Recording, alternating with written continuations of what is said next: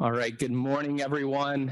Thank you so much for coming out this morning for our event, How to Unlock Global Growth. My name is Daniel Bunn. I'm president and CEO of Tax Foundation, and I have the privilege of giving a little bit of an introduction this morning to the event and to our wonderful panel of experts. Tax Foundation's been around since 1937, and throughout most of our history, we've focused on U.S. policy. Now, if you go through some of our archives and you look at some of the papers we were writing in the 1970s, you'll see things about the value-added tax transition in Europe. But generally speaking, we've spent a lot of time thinking about U.S. tax policy at the federal and state level. But in recent years, we've expanded our scope. We've expanded to pay attention to what's been going on in the EU, what's been going on at the OECD level with this minimum tax project, this tax harmonization project, if you will. And what we're interested in seeing is seeing the principles that we've been able to apply in US policy debates and seeing how they can apply outside the US as well. And when I say principles, I'm talking about the tax principles that we follow when we're analyzing different proposals, those principles of simplicity, stability, transparency, neutrality. These aren't US tax principles. These are things that can be common to tax policy debates around the world. Now, unfortunately, most of the time, when you walk into a different jurisdiction and you're thinking, oh, okay, well, what do I need to know about this tax code? Which is most of the time what you do when you visit a different country, of course, right? The first thing you think about is, I wonder what the tax code of where I'm standing is. But you will recognize that these principles are not often present in tax policy around the world, which is why our mission and our opportunity for bringing those principles into the debate is so critical and important. And we take those principles and we look at tax policies through that lens, and we also bring to the discussion an element of thinking about the economics of taxation. And that gets to the conversation we're going to be having this morning about how to unlock global growth. And we're hosting this event partially because this is an interesting week in Washington, D.C. It always is an interesting week during the spring meetings because there's foreign officials. There's always something going on in the world. And if there's not something going on in the world, everybody knows that something might be going on in the world because everybody's here to talk about something. Well, we know that right now, there are really important debates happening across the globe. I already mentioned the global minimum tax. We're going to be talking a little bit about the different discussions related to carbon taxation. My colleague Adam Hoffer is going to be talking about excise tax policy. And I think all of these discussions, a lot of times policymakers and folks who work in tax policy think, oh, well, okay, well, that's tax, so it's revenue. Well, we think, oh, it's tax. No, you need to be paying attention to the incentives, the different distortions that you might be bringing to economic actors, business investment, growth, and all of those things. So I think this discussion that we're going to be having today in this week, in this time where there's so many high-level debates happening, it's a very important time, and I think going to be a very valuable discussion. So thank you so much for coming. We have a wonderful panel of experts. As I mentioned, I'm going to do some introductions, and then after I finish my remarks, my colleague Adam Hoffer is going to be talking about a paper that he released, which you should have at your place at the table. And then after Adam speaks, we're going to have a panel with various different viewpoints on ongoing policy debates. We have wonderful speakers with a wide range of views and experience in tax policy. And then we will open it up for discussion and then have a closing with one of our friends from the IMF. But first, to introduce our panelists, we have Walter de Wit, who is the Netherlands Global Trade Indirect Tax Partner and is seasoned in international customs and indirect tax. He's been with EY since 1989, and he serves clients in various sectors, including oil and gas, consumer products, automotive, transportation, and technology. He has served as Advocate General in the Supreme Court of the Netherlands, providing legal opinions on customs, VAT, and excise tax. And he's also a professor in international and European customs law at the Erasmus University in Rotterdam. And then we have Dr. Barbara Kolm, who is the Vice President of the General Counsel of the Austrian National Bank. Barbara wears a lot of hats, as some of us do occasionally. So she is also the president of the Friedrich August von Hayek Institute and the director of the Austrian Economics Center. She's also the founder of the Free Market Roadshow, an initiative which brings conferences in economics to dozens of cities each year. And she provides surveys and analysis about public finance, national budget, and structural reforms. And I think her perspective, especially during this time of inflation, is going to be very, very interesting this morning. Next to Barbara, we have Andreas Hellmann, who is Director of Outreach, Tax and Regulatory Policy at Tholos Foundation. Tholos Foundation is the former, and Andreas, tell me if I'm getting this right, it's formerly the Americans for Tax Reform Foundation. So it's been a bit of rebranding, restructuring, and Andreas has the privilege of being the director of outreach. He focuses on issues of international taxation, new forms of digital taxation, regulations, and antitrust reforms. And then next to Andreas, we have Matt Porterfield, who is vice president for policy and research at the Climate Leadership Council. And in this role, Matt works to advance a research agenda and products developed by the Climate Leadership Council. And with more than 25 years of experience in international economic law, particularly with respect to trade rules and environmental policy, he brings a special focus to the council and its Center for Climate and Trade. And then we have Adam Millsap. Adam Millsap is a senior fellow at Stand Together Trust, with a focus on economic opportunity, and his research and writing covers urban development, population trends, labor market, federal and local and urban policy. And prior to joining Stand Together Trust, Adam served as assistant director of the L. Charles Hilton Jr. Center for the Study of Economic Prosperity and Individual Opportunity at Florida State University. And he's also taught undergraduate and graduate courses in economics at Florida State, Clemson University, and George Mason University. And then next to Adam, we have retired Brigadier General Juan Carlos Buitrago Arias of the Colombian National Police, retired again with 33 years of experience in the institution. He's a police administrator, business administrator, and he has extensive knowledge in criminal investigation, strategic intelligence, operational, and state counterintelligence. I'll tell folks that, we have a lot of policy experience on this panel. Juan Carlos has experience in enforcement, and I think will bring a very interesting perspective as well. And then we have my colleague, Dr. Adam Hoffer, who is our director of excise tax policy. Adam joined Tax Foundation about a year ago. And he has been bringing a lot of his expertise from academia into our work on excise tax policy. I already mentioned the paper that you have in front of you.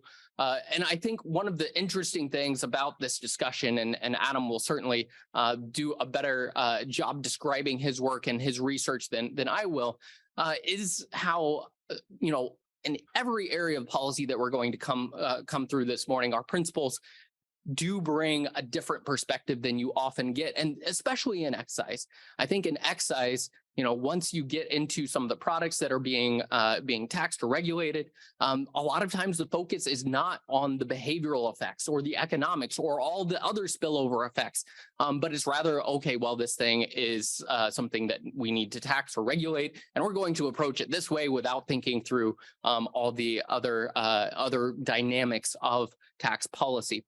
And that's why I think that is a good place for us to start this morning. As the conversation goes, we will be talking about tax and climate. We'll be talking about tax and inflation. We'll be talking about all sorts of things. But I think it would be good to start off with remarks from my colleague, Dr. Adam Hoffer. Adam, over to you.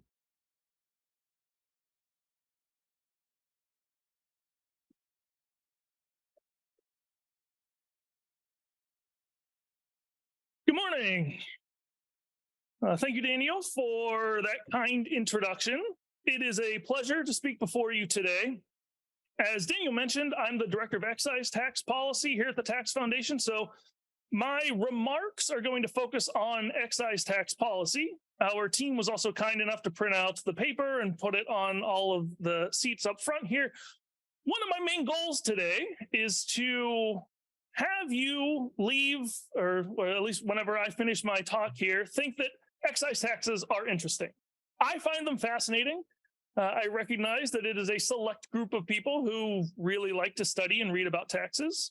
And yet within that group, it's an even narrower set of people who like to study excise taxes.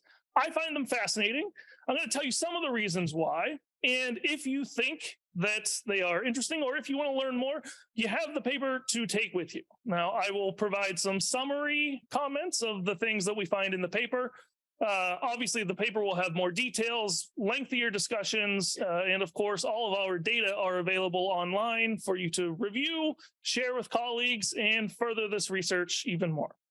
Now, again, I find excise taxes fascinating. They're one of perhaps the oldest form of taxation, but over time, excise taxes have changed in terms of their purpose, their structure, their scope, from how they were originally levied to what we have today. Excise tax adoption ranges from a single issue in a single jurisdiction to taxes that are implemented globally. And tax design and structure varies widely. If you'll give me some room here, let me start with one example. Let's talk about cannabis for a moment.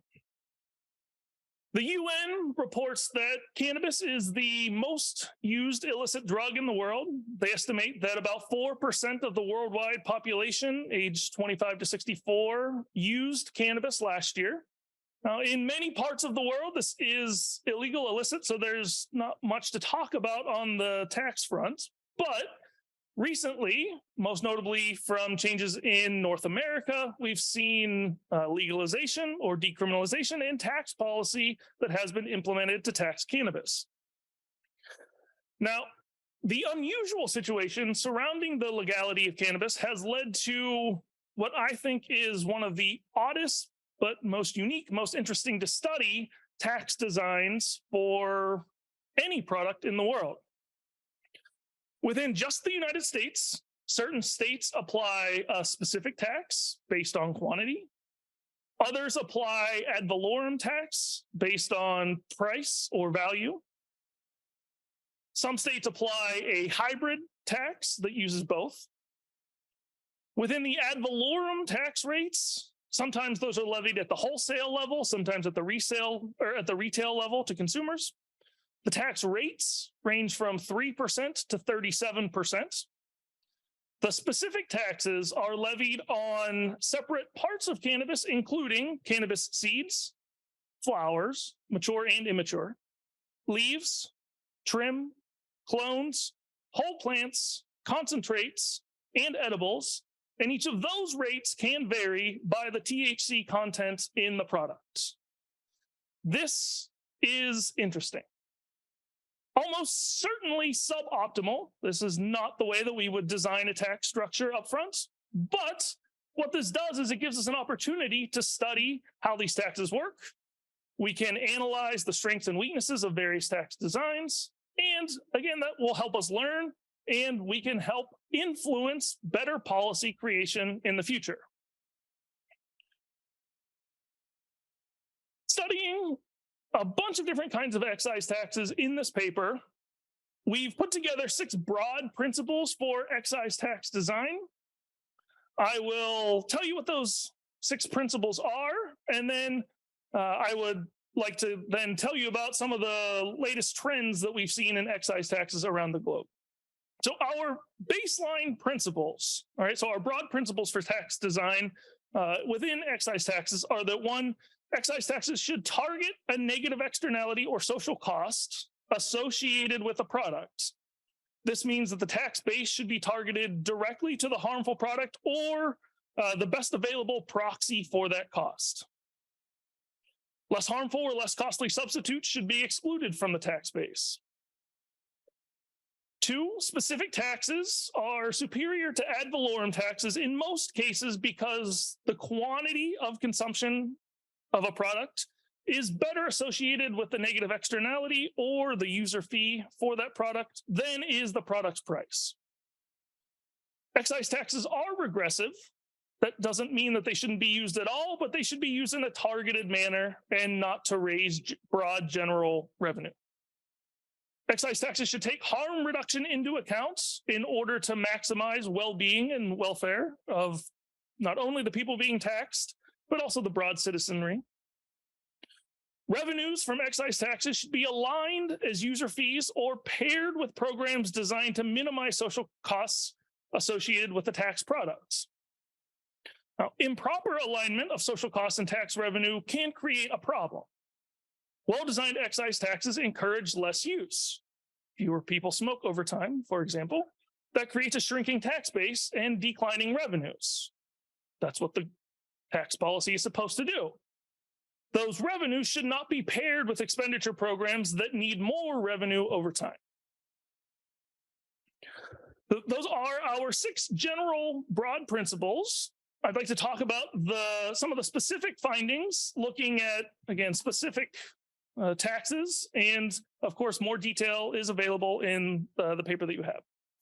For traditional excise taxes, including tobacco, alcohol, and motor fuels, the tax base is shrinking.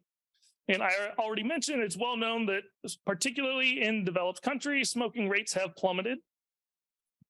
For vehicles, electric vehicles have a growing market share, which means there are fewer and fewer users paying motor fuel fees. Now, this has prompted a call for some change to these taxes. Again, if the revenues, for example, from a shrinking tobacco base are paired with social costs and expenditures, declining consumption should match up well with declining need for expenditures. For motor fuels, we've seen a potential change in tax policy be implemented that moves away from the use of motor fuels to fund roads to something more of a vehicle-based fee, or even the future of vehicle mile travels taxes, in which cars are charged based on how much they move with some kind of tracking device in the vehicle.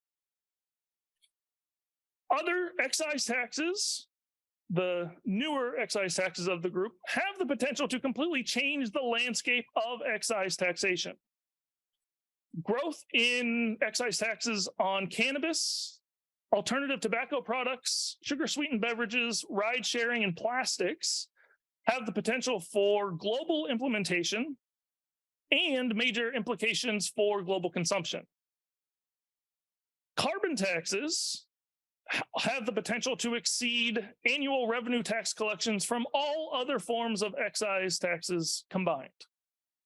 Okay, so there are a lot of developments, a lot of things happening that have been fascinating to follow in the space. Carbon taxes, specifically carbon tax border adjustments in the EU, present strong incentives for policy change and potential adoption outside of Europe. I know we're going to hear more about that later on from our panel. Cannabis tax design should be simple, not what we currently see across all of the US states. A weight-based tax for plant products combined with a THC-based tax for distilled or edible products would create an effective and a targeted tax base. And a low rate is essential for cannabis and any other product that is transitioning from illicit consumption to legal consumption in order to move consumers from illegal markets to legal markets. Alternative tobacco products have the ability to end the cigarette pandemic. Endemic. I try to not use that word pandemic anymore.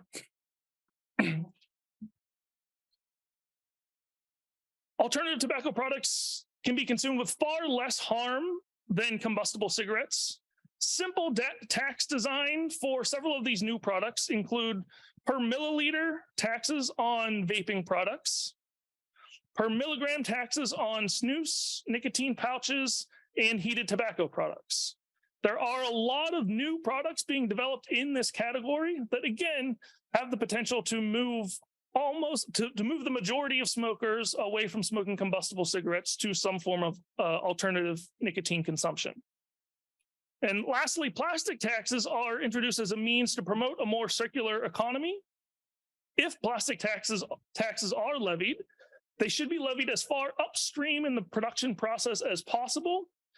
And plastic tax revenues can be used to incentivize more effective and efficient recycling systems. The key takeaway from our research on excise taxes is that with proper design and implementation, excise taxes can improve overall well-being and fund public programs to improve market outcomes. Poor implementation of excise tax policy, however, can create an environment in which people are worse off than if no policy had been implemented in the first place. Thank you for your time. I'll be around for the entirety of the conference. If anyone wants to chat with me later, I'm happy to. Hopefully, I've encouraged you to at least flip through the paper. I appreciate your time, and I'm happy to hand the stage back to Tax Foundation CEO and President Daniel Bunn. Thanks, Adam. Great summary of your research. One question that came to mind as you were talking, I think a lot of the work that we do, starts with the assumption that somebody has chosen to tax something.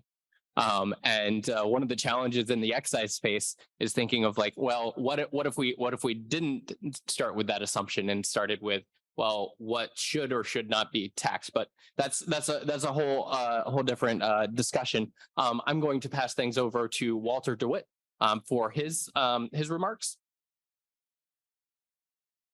Go ahead, Walter. Yeah.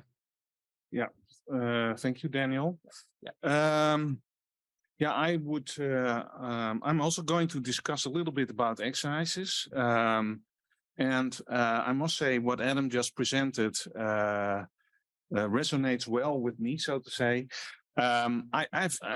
Although I'm also working as an academic, in my work with EY, we've done a lot of studies the past few years, especially for industry associations, but also for government bodies on new excise duties. Because Adam was already highlighting, we have the traditional excise duties, and sometimes they are called sin taxes, taxes on alcohol, tobacco, and fuels.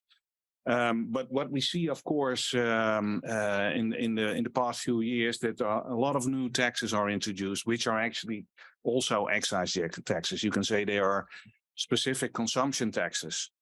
What I like to highlight is that what you see is, and it has already been said, that the level of risk which is involved in a product is taken into account in setting, for example, how high the duty rate is. If a product poses a lot of risk, then it attracts a high duty rate, and the alternative product, which does not propose a risk, attracts an exemption or a lower duty rate.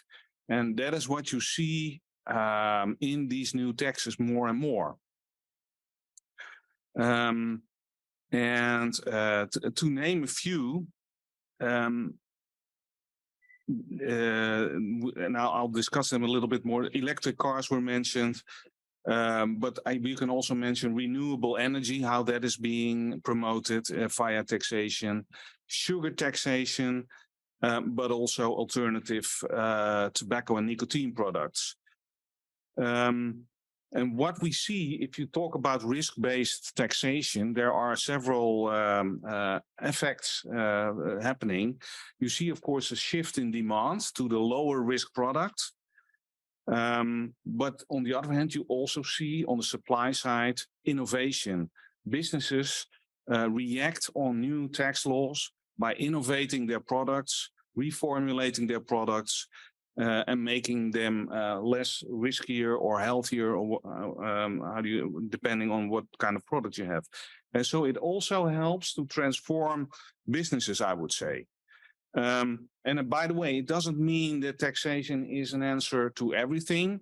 It needs to be, of course, well directed, and the product and the industry you are targeting needs to be suitable for a tax solution, so to say. I was already talking about, for example, electric vehicles. And I think in the US, you don't have high taxes when you buy a car. But in Europe, there are several countries where if you buy a car, sometimes 50% or something of the price of the car is actually tax. And Denmark even has taxes which are more than 100% of the value of the car. So that's really substantial. But what you see now in several countries, because fuel-driven cars will be prohibited, new fuel-driven cars in the EU 2035. And so now there is a transformation going on towards electric vehicles. And many countries stimulate that by applying exemptions on registration tax for electric vehicles, and while fuel-driven cars are still subject to high taxes. And you see there are a lot of successes in Norway. I think more than 50% of new cars sold are actually electric. The Netherlands, my country, at this moment, 20% of all new cars are electric. And other countries are following here. And even China has a promotion scheme for electric vehicles. One of the issues, and that was also highlighted by Adam, is of course that if you start stimulating electric cars, it erodes the revenue of fuel-driven cars, and that you take from fuel-driven cars. So what is anticipated is that over time, of course, electric vehicles will also be subject to tax, but on a very gradual level, not to harm the promotion and the shift in demand towards electric vehicles. So that's an important issue indeed when using these kind of taxes. And also it's talking about energy in our energy taxation, carbon taxation. There's also a lot of stimulation going on because most countries exempt renewable energy, so solar electricity, wind electricity, all those kind of forms of electricity are not subject to tax, because the EU introduced already 15 years ago a mandatory tax on electricity for the member states. But there are now also a lot of exemptions to promote renewable energy, and of course the whole gas boycott from Russia gives an additional stimulus for this transition. And then what another big debate currently in many countries is sugar taxation. You see, for example, in the UK, where they introduced a tax on sugary drinks, which is regarded as reasonably successful because many businesses, soft drink producers, changed the formulation of their product. And it indeed led to the less consumption of drinks with sugar added, actually.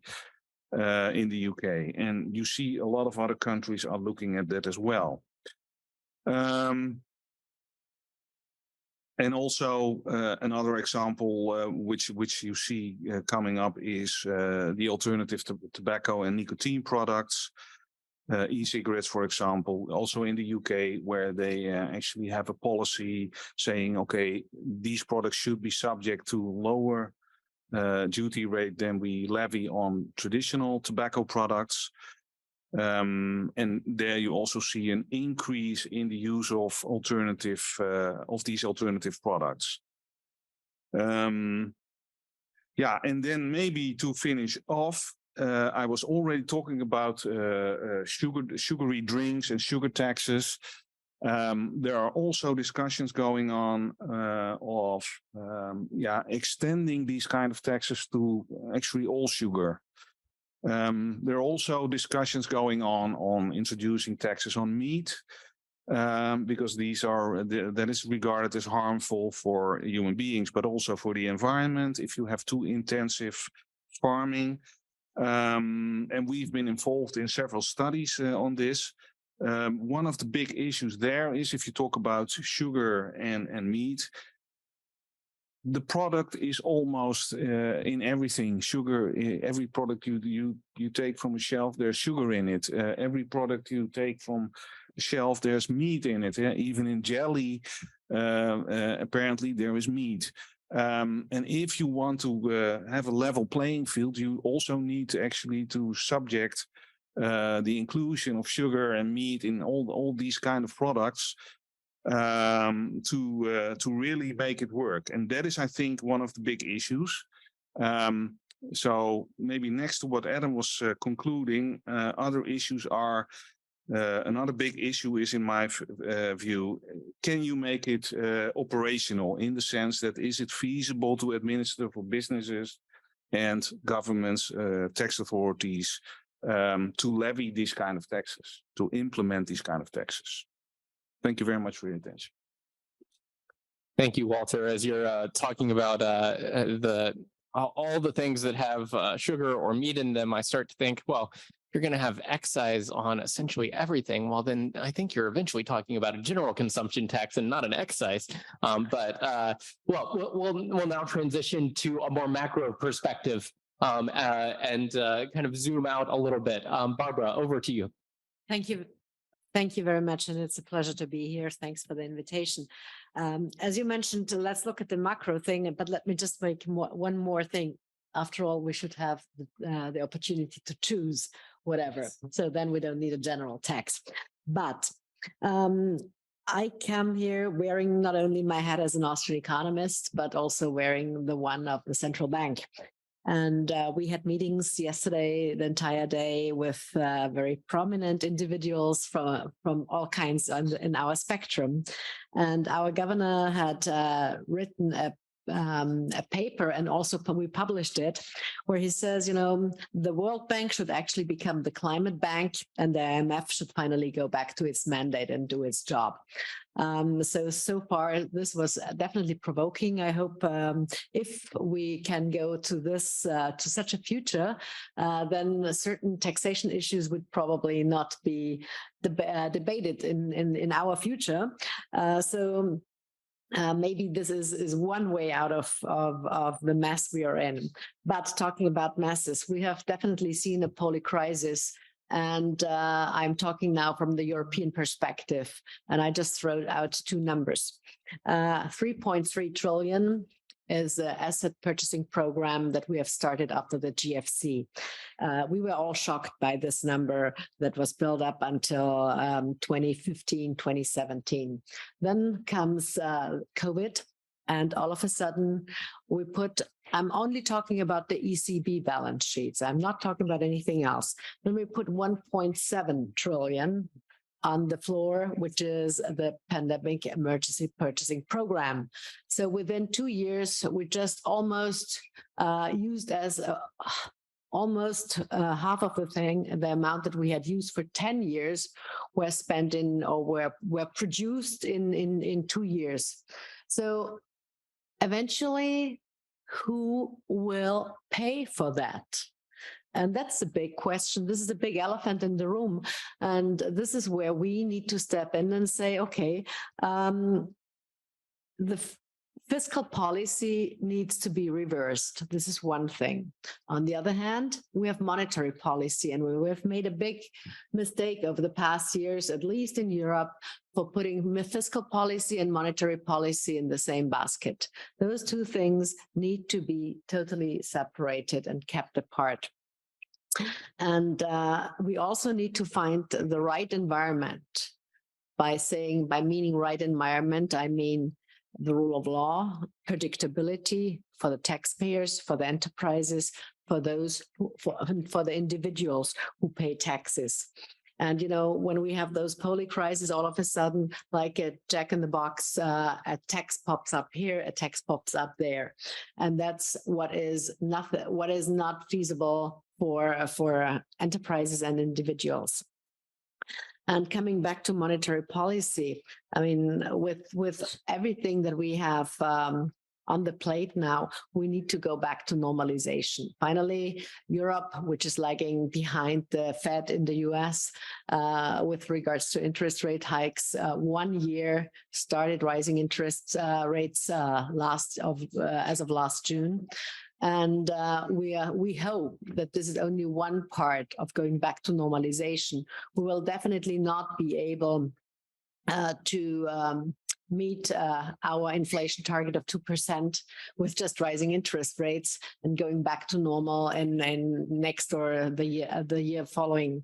So there will be a couple of more things that need to be done, and this needs to be done in a coordinated way. One thing, monetary policy, which is the mandate of the central banks, and the other thing is fiscal policy, which is the mandate of the national sovereigns, national countries, and of course, Brussels is intervening on that front now as well.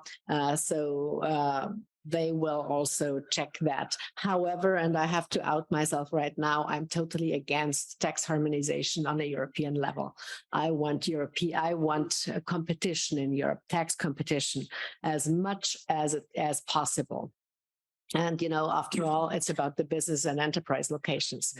And Europe, and I keep telling that Europe has always been most successful when political entities were smaller than economic ones. In other words, when we were competing among each other, and competition drives innovation and drives success and economic growth.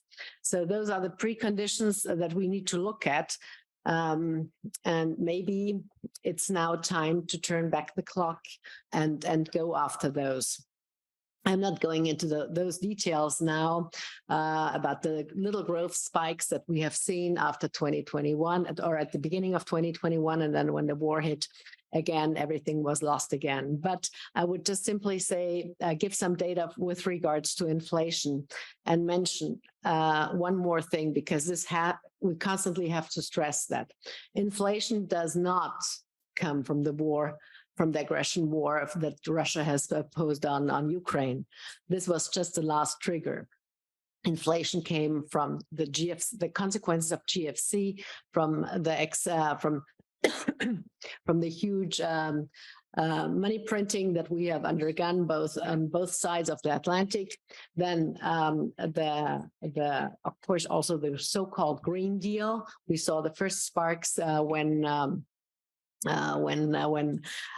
energy prices started to rise in 2017, 2018, when the deal was announced by 0.5% in an average. I mean, it's logic to an economist and to everybody who thinks logically, because after all, there was a time lag. Enterprises cannot adapt as far as some politicians wanted them to adapt. And so energy prices went up. Then came COVID, which destroyed the entire supply chains. With that, apologies, I'm too long flights. Dry air. So then came COVID. Supply chains were broken, and with that, supply and demand and the price were totally distorted. Third shock, and then lastly, the fourth shock with the war in Ukraine. And with my last, I have 1 more minute. With my last remark, I will also say something. What is the future of Europe? But inflation rates we have in Europe take from +20%, and the Baltics going down to 3% in Switzerland, 4% in Switzerland, which is no EU country, but and doesn't adopt the euro. But still, we need to look into that. So what have we seen with regards to the role of taxation in Europe? I just give you 3-4 different examples, and one of them starts with the differentiated energy taxation, which fosters sustainability and economic growth, which has already been touched upon. But energy taxation is a budgetary tool and on the national level, but it can incentivize and educate individuals. And it's been actually a key driver for reaching the climate goals and the SDG marks in Europe. And some of them have been, in Germany, you can have savings of by 32% on a specific energy that in Lithuania it was 14%, in Finland 10%, and in the Czech Republic it was 4%. This is one part. The second part where we can look at is the differentiated vehicle taxation that was already mentioned, that led to reduced CO2 emissions. But, this is only something, if we compete, if we look at the world, and only Europe does this, where do we end up? We can say, okay, we are the nice ones, we can start and we can be the poster childs, but I don't think that will help our entire environment at all. So, but it is an incentive, and if used wisely, we can help. We have another tool that that has already indirectly been mentioned, the differentiated food taxation, which improves animal welfare and enhances innovation. This is something where many countries in Europe have been looking at, and where especially those countries who have green parties in their governments are focusing on, and that is something definitely worth looking for. So then the last example I would like to bring here is a product classification in the UK, which is active governmental support for e-cigarettes and HTPs, reducing smoking significantly. So this is just, trying to change behavior via a tax, which is also something in the end that helps our budget if we have less people who are sick. But we could go on and on because there are many examples. But what I would like to say as a summary is, so what is left for Europe with all the huge issues that I have mentioned? Our governments run huge deficits. Our debt burdens are rising and rising and rising. The taxpayer cannot be exploited more than it has already been. So Europe has sourced out we have sourced out our security to the US. We have sourced out our energy provision, especially gas, to Russia. And we have sourced out our production of cheap products to China. What is left for Europe? Innovation, creativity, and a tax location which attracts labor, which attracts enterprises, and which attracts capital. So this is actually the thing that Europe definitely has to go for. And by that, we can create growth and nothing else. Thank you.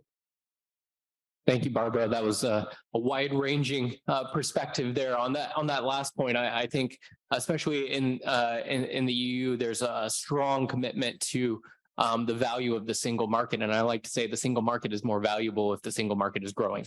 And getting policy geared towards growth can help a lot. And I'm going to pass things now to Andreas. Andreas. Thank you, Daniel. Thank you, everyone, for coming this morning. I'd like to focus a little bit more on actually trying to answer the title that we all came here for, how to unlock global growth. And I think a very important part of that is how competitive is the West with China in the next couple of years, in a variety of different areas, whether it's technology and AI, or just simple manufacturing, as Barbara just pointed out. But I feel like the most important point that we have to realize is that we need to revive the transatlantic relationship on a variety of different levels.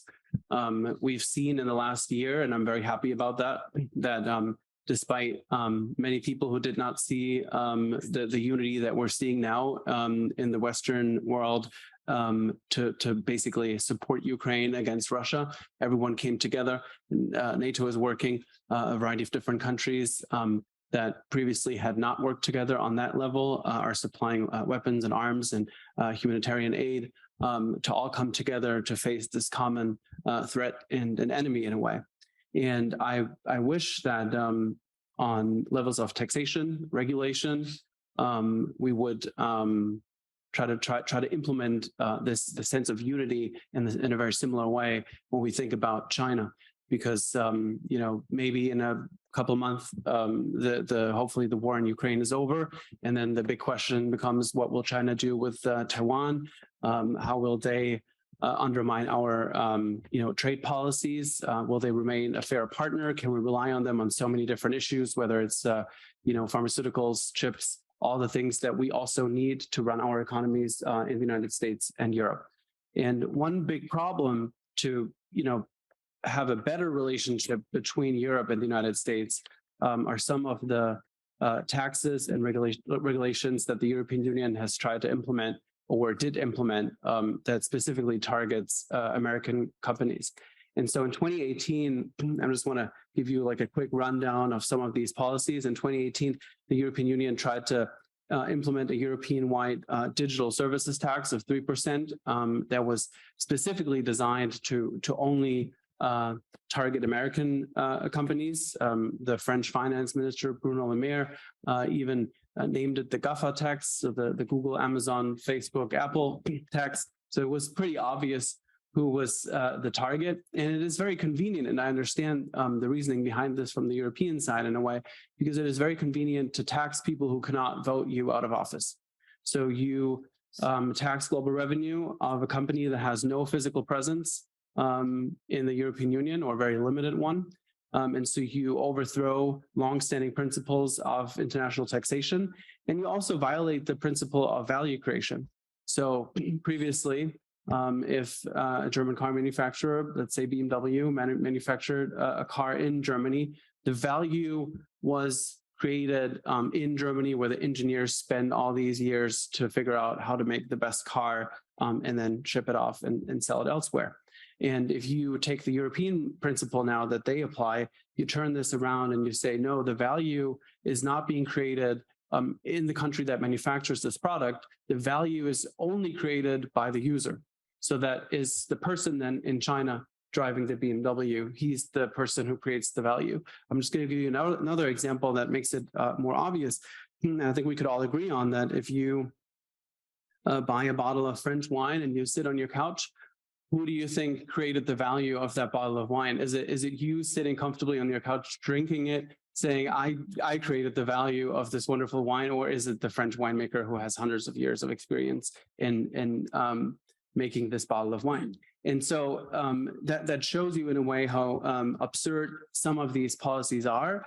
But I do understand from a European perspective, the European Union has no other funding from member states. And so they were very eager to come up with their own first tax, where the revenue of that tax would go into the European budget, and they could do whatever they want with it. And they could also they thought about increasing the tax at some point or adjusting it. But unfortunately, it failed due to some member states that resisted these attempts, like Ireland, Luxembourg, and others. And so because there was this narrative of, American multinationals are not paying their fair share, whatever that really means, we have to implement our own local digital services taxes. And so some countries moved ahead. France, for example, implemented their DST, but others like Hungary, Italy, Poland, Portugal, Spain, Turkey, even Austria, Barbara, and Czech Republic, Denmark, and Slovakia also published proposals to enact a digital services tax. And that triggered, at the time, it triggered Section 301 investigations that all concluded that these taxes are indeed discriminatory, but there was no real pushback. And so the next step was to come up with a global solution to address all these unilateral measures, because at the end of the day, for these multinational corporations, the 3% tax is not really what is hurting them so much. It's not great, but what is really painful is that you have all of these individual countries and you have huge compliance costs associated with it, where you have to comply with so many different individual digital services taxes that then the compliance cost is actually sometimes higher than the tax itself. And so the OECD process to address these digital taxation challenges was born. And unfortunately, it concluded with two pillar proposals, Pillar 1 and Pillar 2.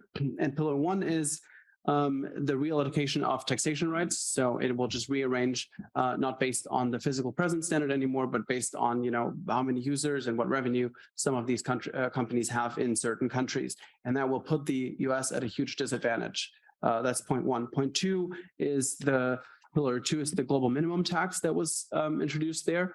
And that was mainly a European idea or a European wish in a way. And Barbara talked about this a little bit. There's many forces in the European Union that really do not like tax competition. They aim for tax harmonization. And so countries like Ireland, Hungary has the lowest tax rate, for example, in the European Union, and others really are a problem for some of the bureaucrats in the European Union that just would like to have like one tax rate for all and not to have to compete within the European Union, which they see as a disadvantage for the union. And so they really push for this global minimum tax that would eliminate a unique European problem. And so they introduced the 15% global minimum tax rate, which in a global perspective, it might be good for some of the European bureaucrats, but on a global perspective, it puts the US and Europe and the entire West at a huge disadvantage. Even though China signed that deal as well, they carved out certain incentives for what they call emerging industries that are actually not that emerging anymore. They're quite successful in many ways. And they also have other ways of subsidizing their industries that we just don't have. And so it will basically limit our ability to compete worldwide and enhance their position even more. And that is just, in my opinion, absolutely crazy if we think about that they are in certain industries like AI, for example. Some experts say the Chinese are just a couple months ahead. And so, why would we give up the last bit of advantage that we have by limiting our ability to compete in so many ways?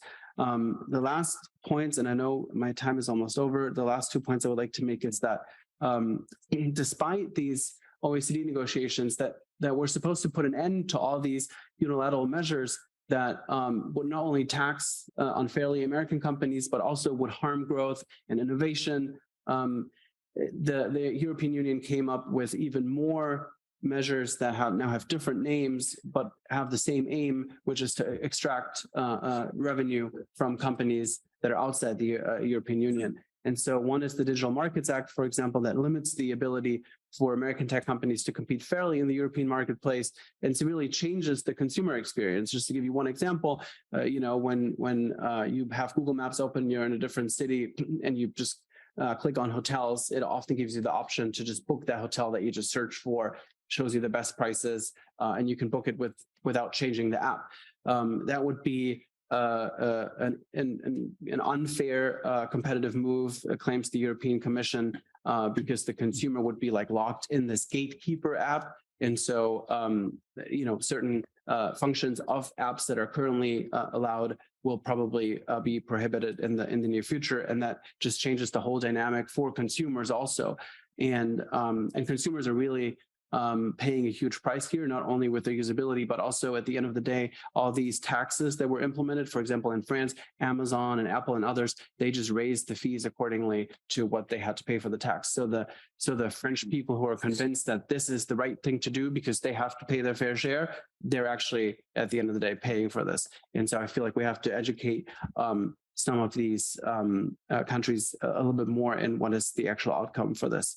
And why am I talking about the Digital Markets Act? Because if you do not comply or you make a mistake, there are extremely hefty fines in place. So if the gatekeeper does not comply with these rules, the Commission can impose fines up to 10% of the company's total worldwide annual turnover, or 20% in the event of a repeated infringement.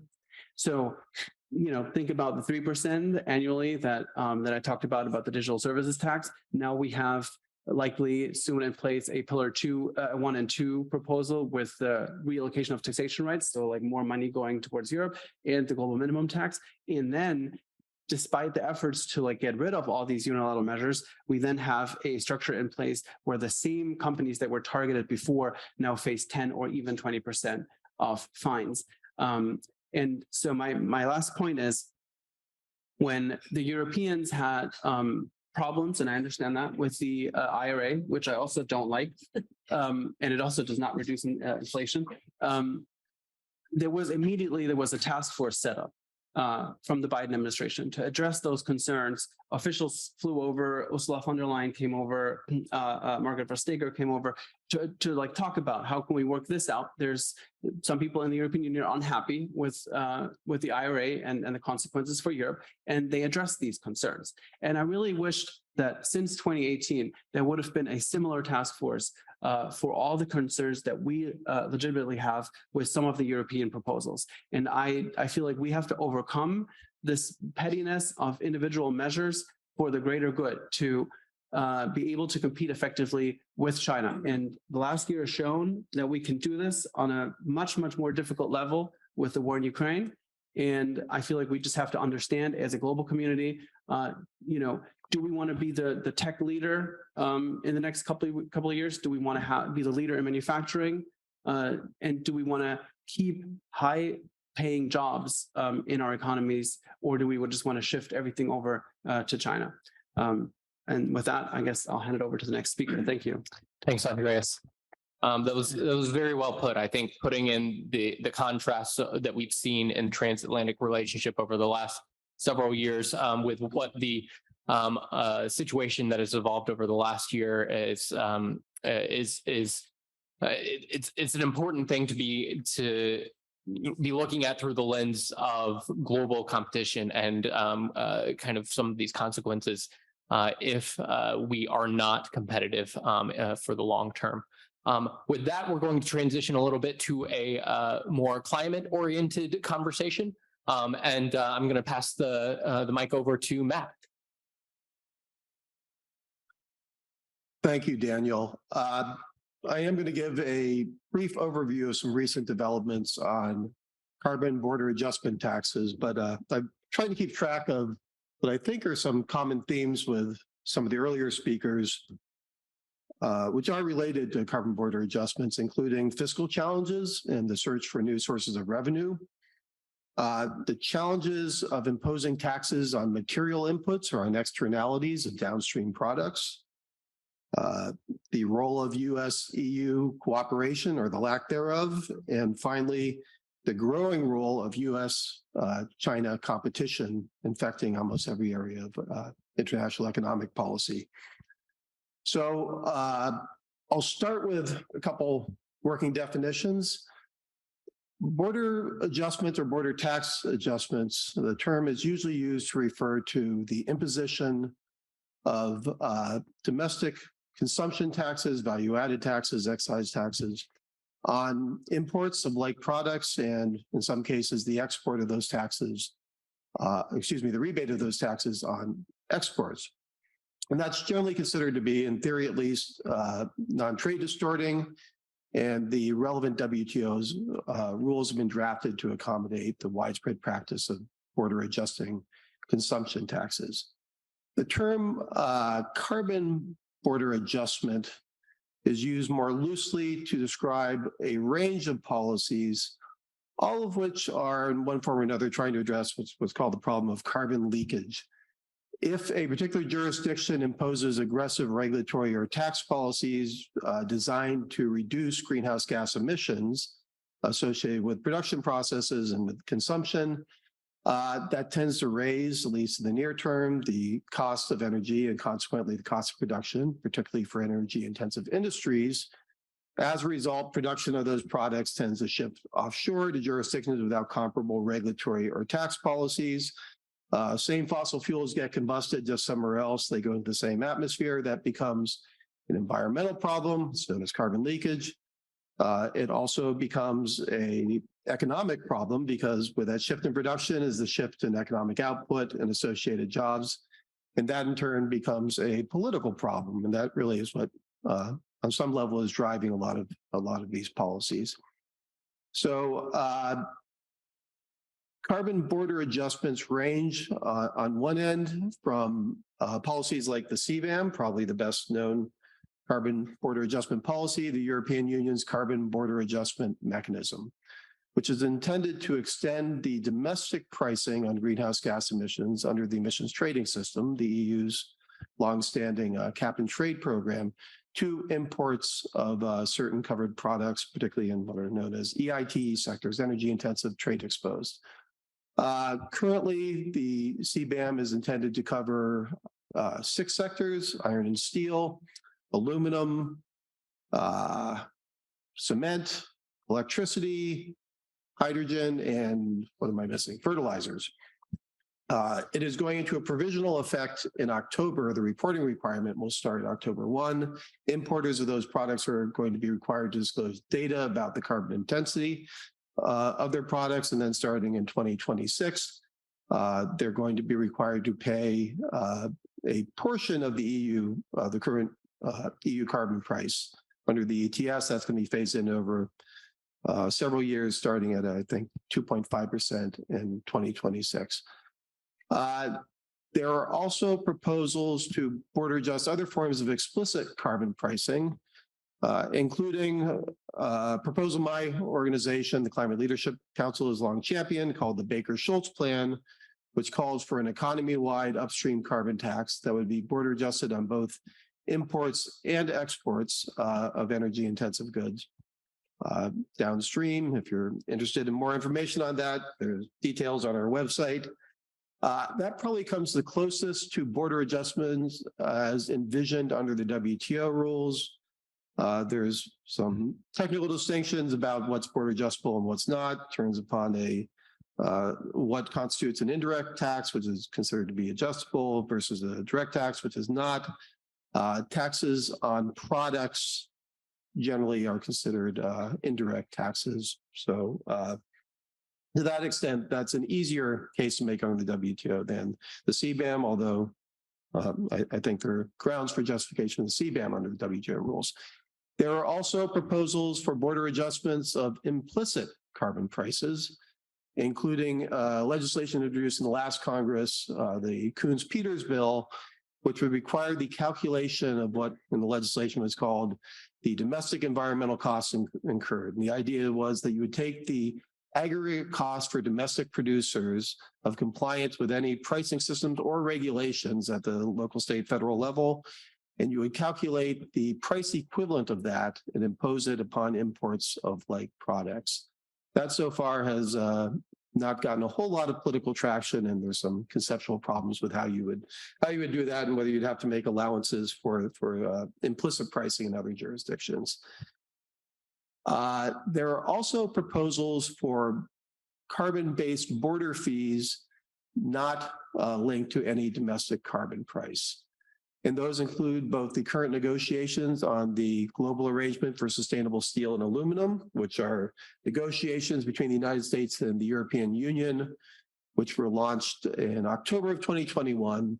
The idea was to replace the Section 232 tariffs first imposed by President Trump in 2018 on steel and aluminum with a system of carbon intensity-based tariffs. So they would meet both the objectives regarding global excess capacity in the steel and aluminum sectors, but also use that as a metric for trying to reduce the carbon intensity of steel and aluminum measured by consumption as opposed to production. The U.S. position in those negotiations has been reported to be for a system of bands of carbon intensity with a baseline of U.S. average carbon intensity and associated ad valorem tariffs at each one of those incremental bands. The EU's position, as far as has been reported, has not been a substantive counterproposal, but it has been the expression of concern about how this would interact with the CBAM and whether or not it could be justified under WTO rules. The CBAM has long stressed that they view the CBAM as WTO compliant, and their preferred approach would be for the U.S. to adopt a domestic carbon price that would mirror in some form the ETS and then to border adjust that. Interestingly, in addition to the proposal from the U.S. and the GASA negotiations for a carbon border tariff without a corresponding domestic price, there are reports of legislation being developed by Republicans in the Senate that again would impose a fee upon certain energy intensive imports without a corresponding domestic price. And that again would probably be linked to a baseline of average US carbon intensity for the given product. And finally, and this is probably the furthest removed from conventional conceptions of what border adjustments are, William Nordhaus, who won the Nobel Prize in Economics a few years ago for his work on carbon pricing, has proposed a system of essentially punitive tariffs that would be imposed economy-wide upon countries which didn't agree to implement a certain minimum carbon price. And the idea there would not be to try to offset leakage on a product-by-product basis, but rather to create an economic incentive for these countries to adopt a more aggressive approach to climate mitigation. So a range of proposals with various degrees of traction. The CBAM is going to happen. I don't think the U.S. can back away from the gas altogether. It's unclear what the current form is going to be. There is growing bipartisan support for some sort of carbon intensity-based charge that is very closely wrapped up with concerns about China competition. So I expect that we're going to see more of these proposals in the coming years, and I will leave it there.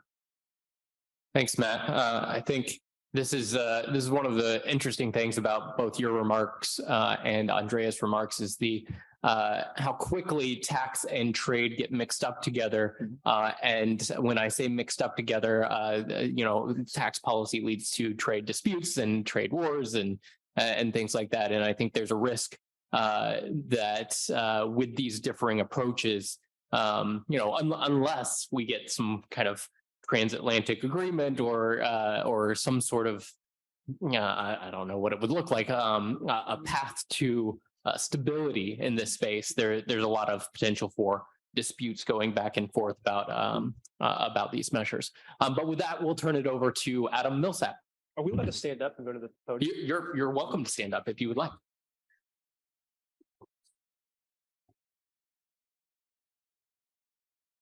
Thank you so much, Daniel, and thank you to the Tax Foundation for hosting this event. I'll keep my comments brief so we can jump into the panel here shortly. Why do we care about innovation? I think it's in the title of the event, economic growth.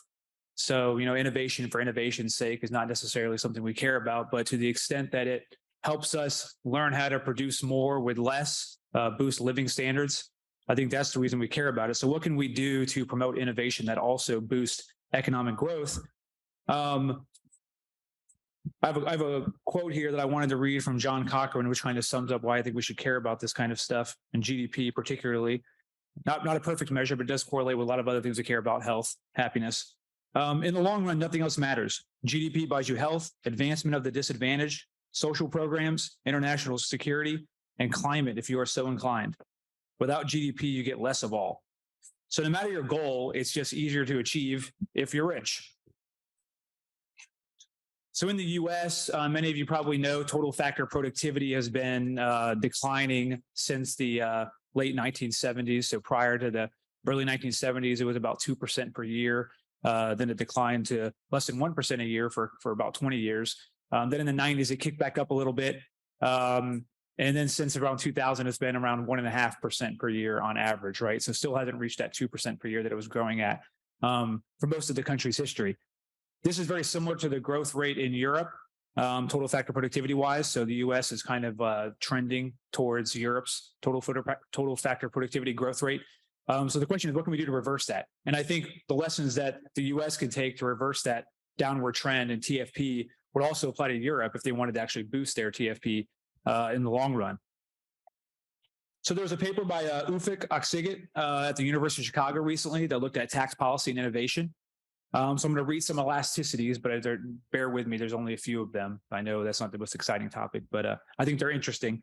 So a 10%, this is looking at the states. This is looking at United States, not necessarily across countries, but I think some of the same lessons apply to other countries, especially Europe, and I'll get to that in a minute.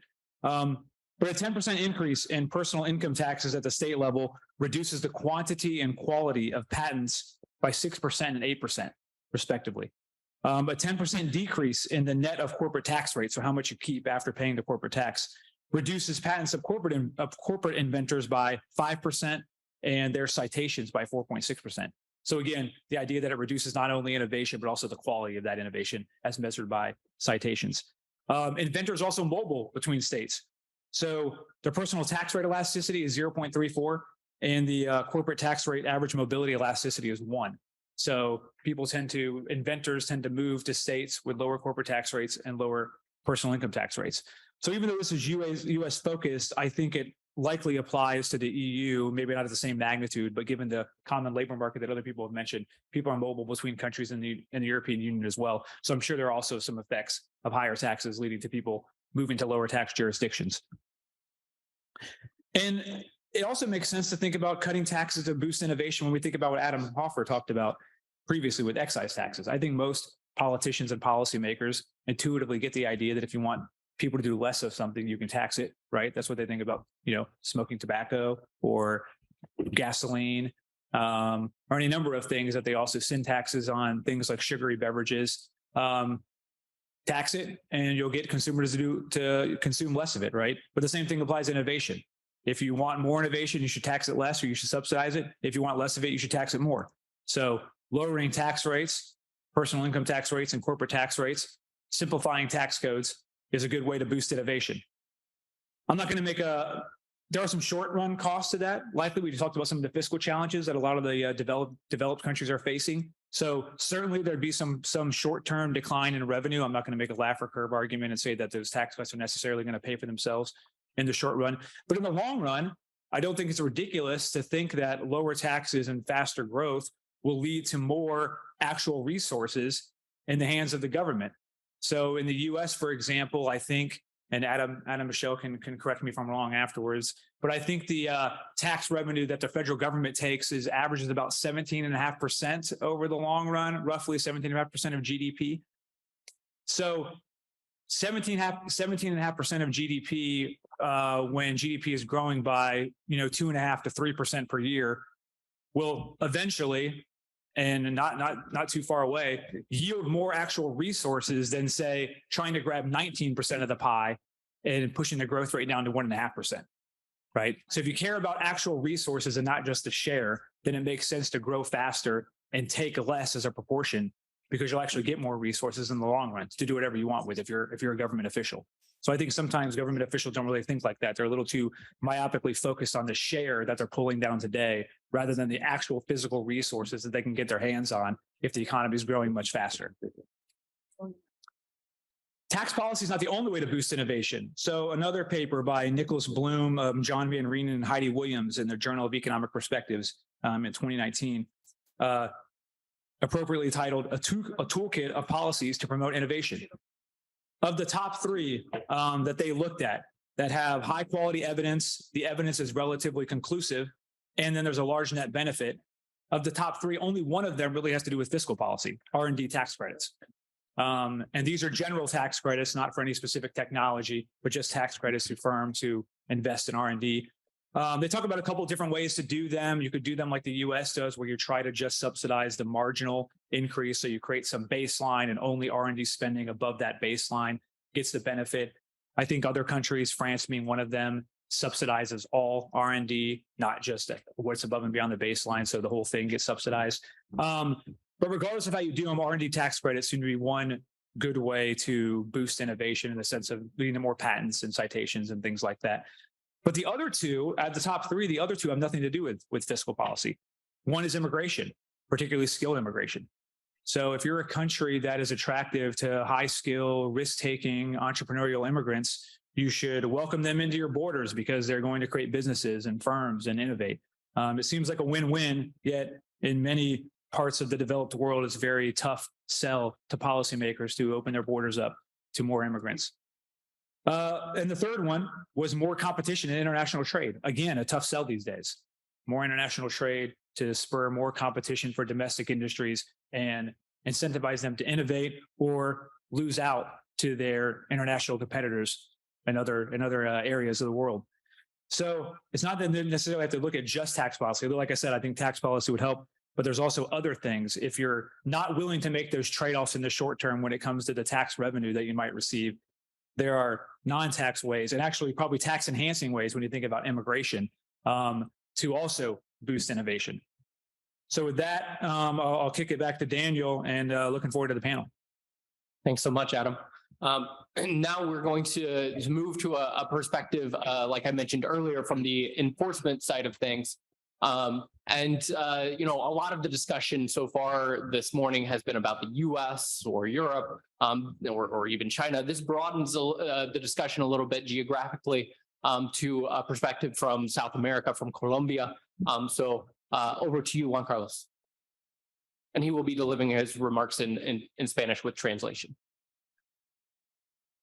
Thank you, Dan, for your presentation. I apologize because I'm gonna give my words in the Spanish language. So I hope the message will be very clear. Muy buenos días para todos.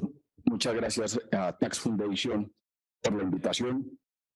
Para mí es un privilegio estar aquí en este significativo escenario. Como general retirado de la Policía Nacional de Colombia y actualmente CEO de Estrategos VIP, quiero compartir con ustedes en estos 10-15 minutos, como me lo ha pedido la organización, desde la experiencia y el conocimiento en mi vida pública durante 33 años como general de la República de Colombia, con experiencia en inteligencia, investigación criminal y lucha contra el crimen organizado transnacional, inclusive los delitos fiscales y aduaneros, esa experiencia y ese conocimiento, pero también durante 2 años de experiencia desde la vida privada, desde el sector privado, ayudándole a las empresas a mejorar sus decisiones. Esa combinación desde el sector público y desde el sector privado es la que hoy quiero compartir con ustedes precisamente para responder esta pregunta: ¿cómo desbloquear el crecimiento global, particularmente en Latinoamérica y el Caribe? Thank you very much, Tax Foundation, for this invitation. It's a privilege for me to be on this important stage, and I am a retired general of the Colombian National Police, and I'm currently CEO of Estrategos BIP. And it's with that experience that I'm here to share the organization of system in Colombia. I have 33 years of experience and knowledge as the head of the Colombian National Police, and there I have experience in criminal investigation, counterintelligence, and fighting transnational organized crime, including customs issues. So with that experience, 33 years, I also have experience and knowledge from the last 2 years working in the private sector, and there I help businesses to improve their decision making. And so I'm able to marry both the public and the private, and it's from that perspective that I'm here to speak with you today, particularly when it comes to Latin America and the Caribbean. Tenemos entonces una Latinoamérica y un Caribe que está incorporado en una profunda polarización desde diferentes dimensiones, pero también que de acuerdo a los diferentes indicadores globales, tanto el indicador global de crimen, como el indicador global de paz, como el indicador global de gobernanza, dejan a Latinoamérica y el Caribe en unas posiciones realmente muy bajas frente al resto del mundo. Tenemos, por ejemplo, de acuerdo con el índice global de paz, que la mayoría de los países latinoamericanos se han convertido más violentos y que la criminalidad que afecta a los países latinoamericanos, esa criminalidad actúa cada vez más con mayor violencia. Segundo, el índice global de crimen nos ubica a Latinoamérica y al Caribe como la segunda región más afectada por el crimen en el mundo después de Asia. Tercero, el índice global de gobernanza también indica que hay serias y categóricas fallas en materia de transparencia y justicia en los países de Latinoamérica y el Caribe.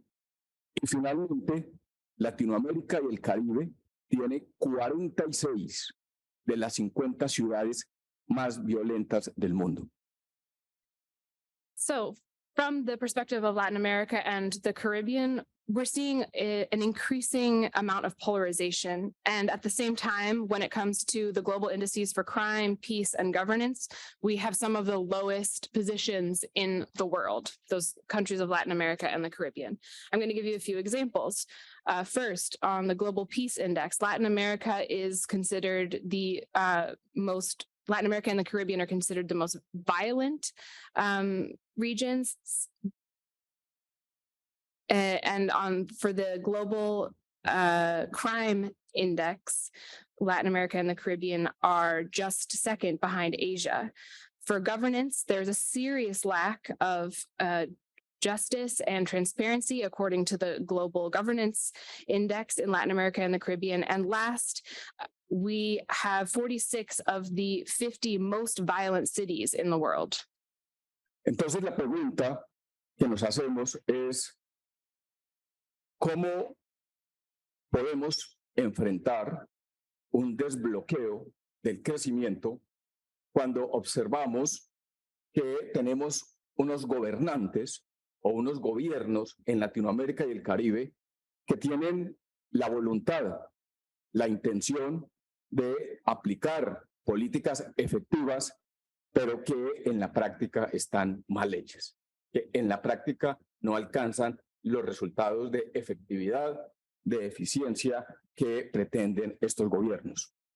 So the question is, how do we unlock global growth when we in the Latin America and the Caribbean have leaders and governments that have the intention and the desire to effect efficient policies, but who are kind of hamstrung by poor design and a lack of results and efficient results from those policies?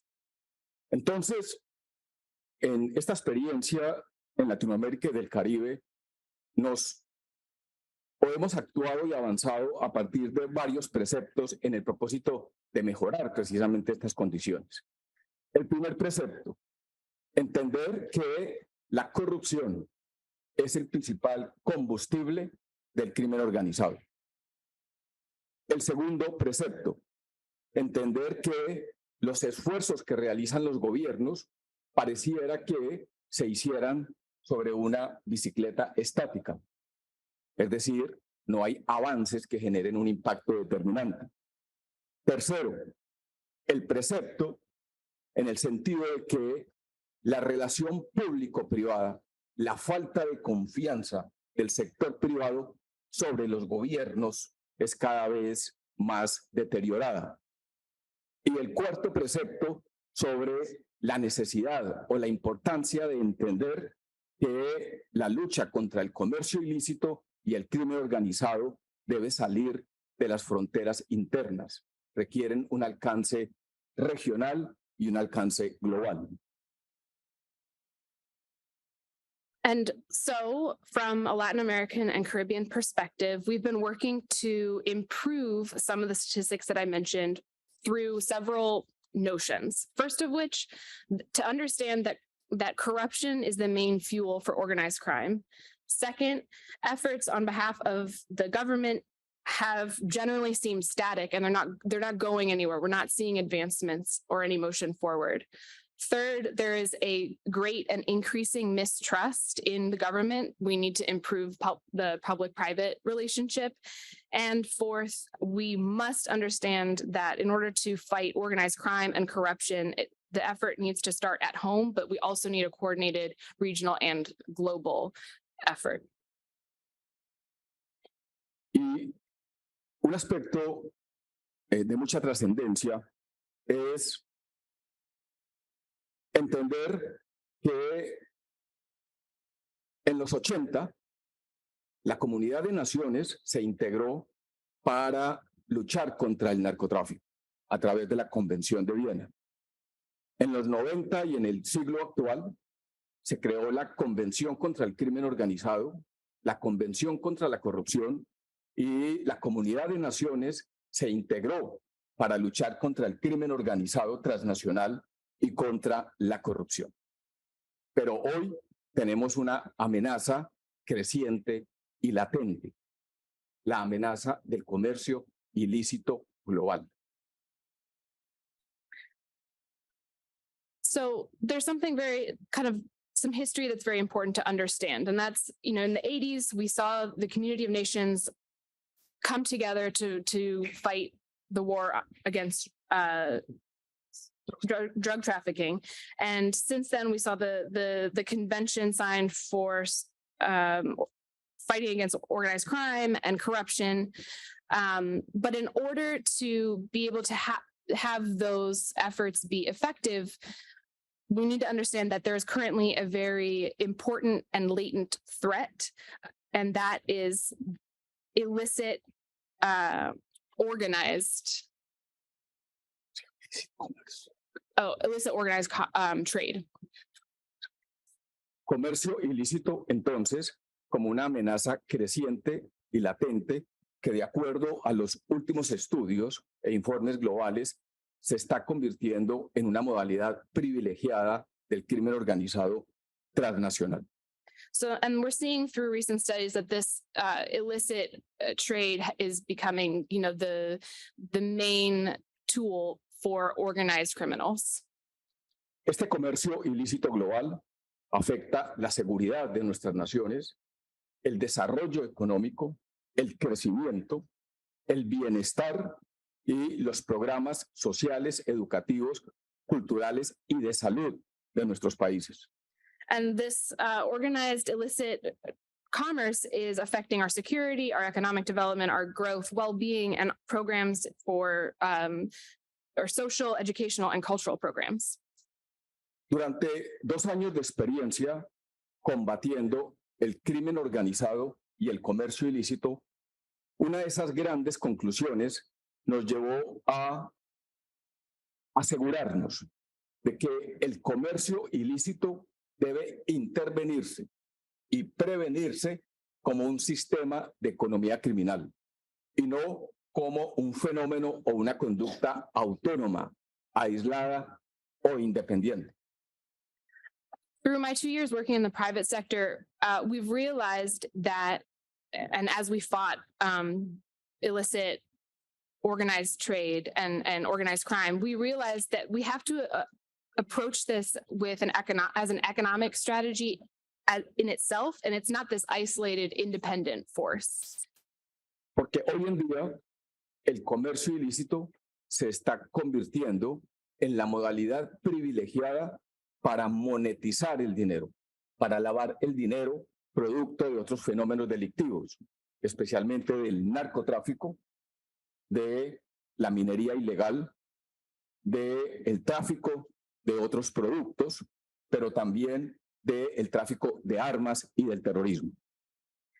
And we're seeing that this illicit trade is really the favored method of monetizing and laundering money that comes from crimes such as drug trafficking, illegal mining, and the trafficking of other products, mainly weapons and also terrorism.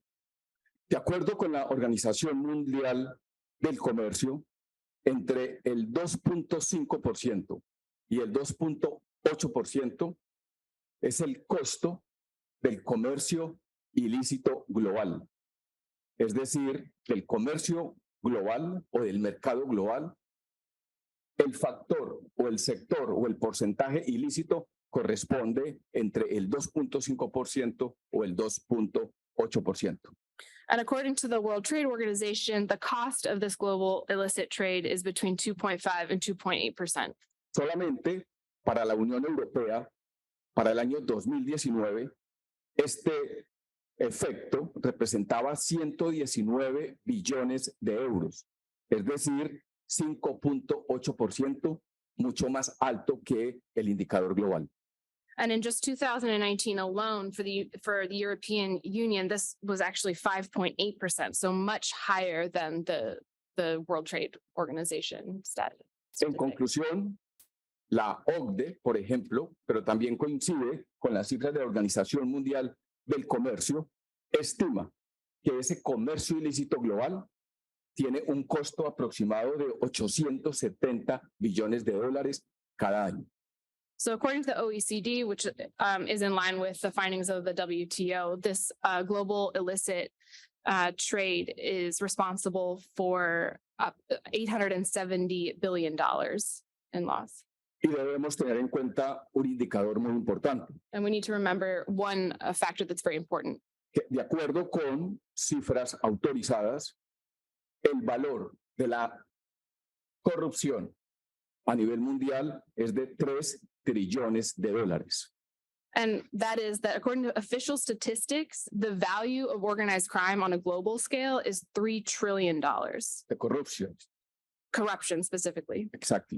Esto significa, de acuerdo con los últimos informes de Interpol y Europol, que las empresas criminales destinan cerca del 60% de sus ingresos ilícitos para pagar corrupción de funcionarios públicos y funcionarios privados.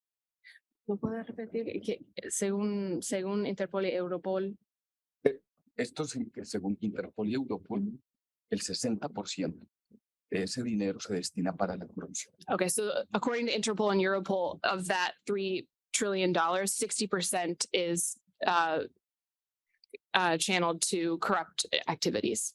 Y el 80% de la caracterización que hizo Interpol e Europol de las organizaciones criminales a nivel global tienen empresas fachadas o empresas ficticias para lavar su dinero.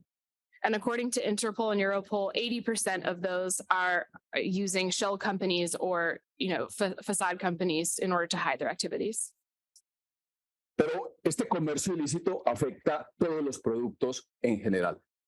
Por ejemplo, el comercio ilícito para Latinoamérica y el Caribe tiene un costo aproximado de 150.000 o 150 billones de dólares.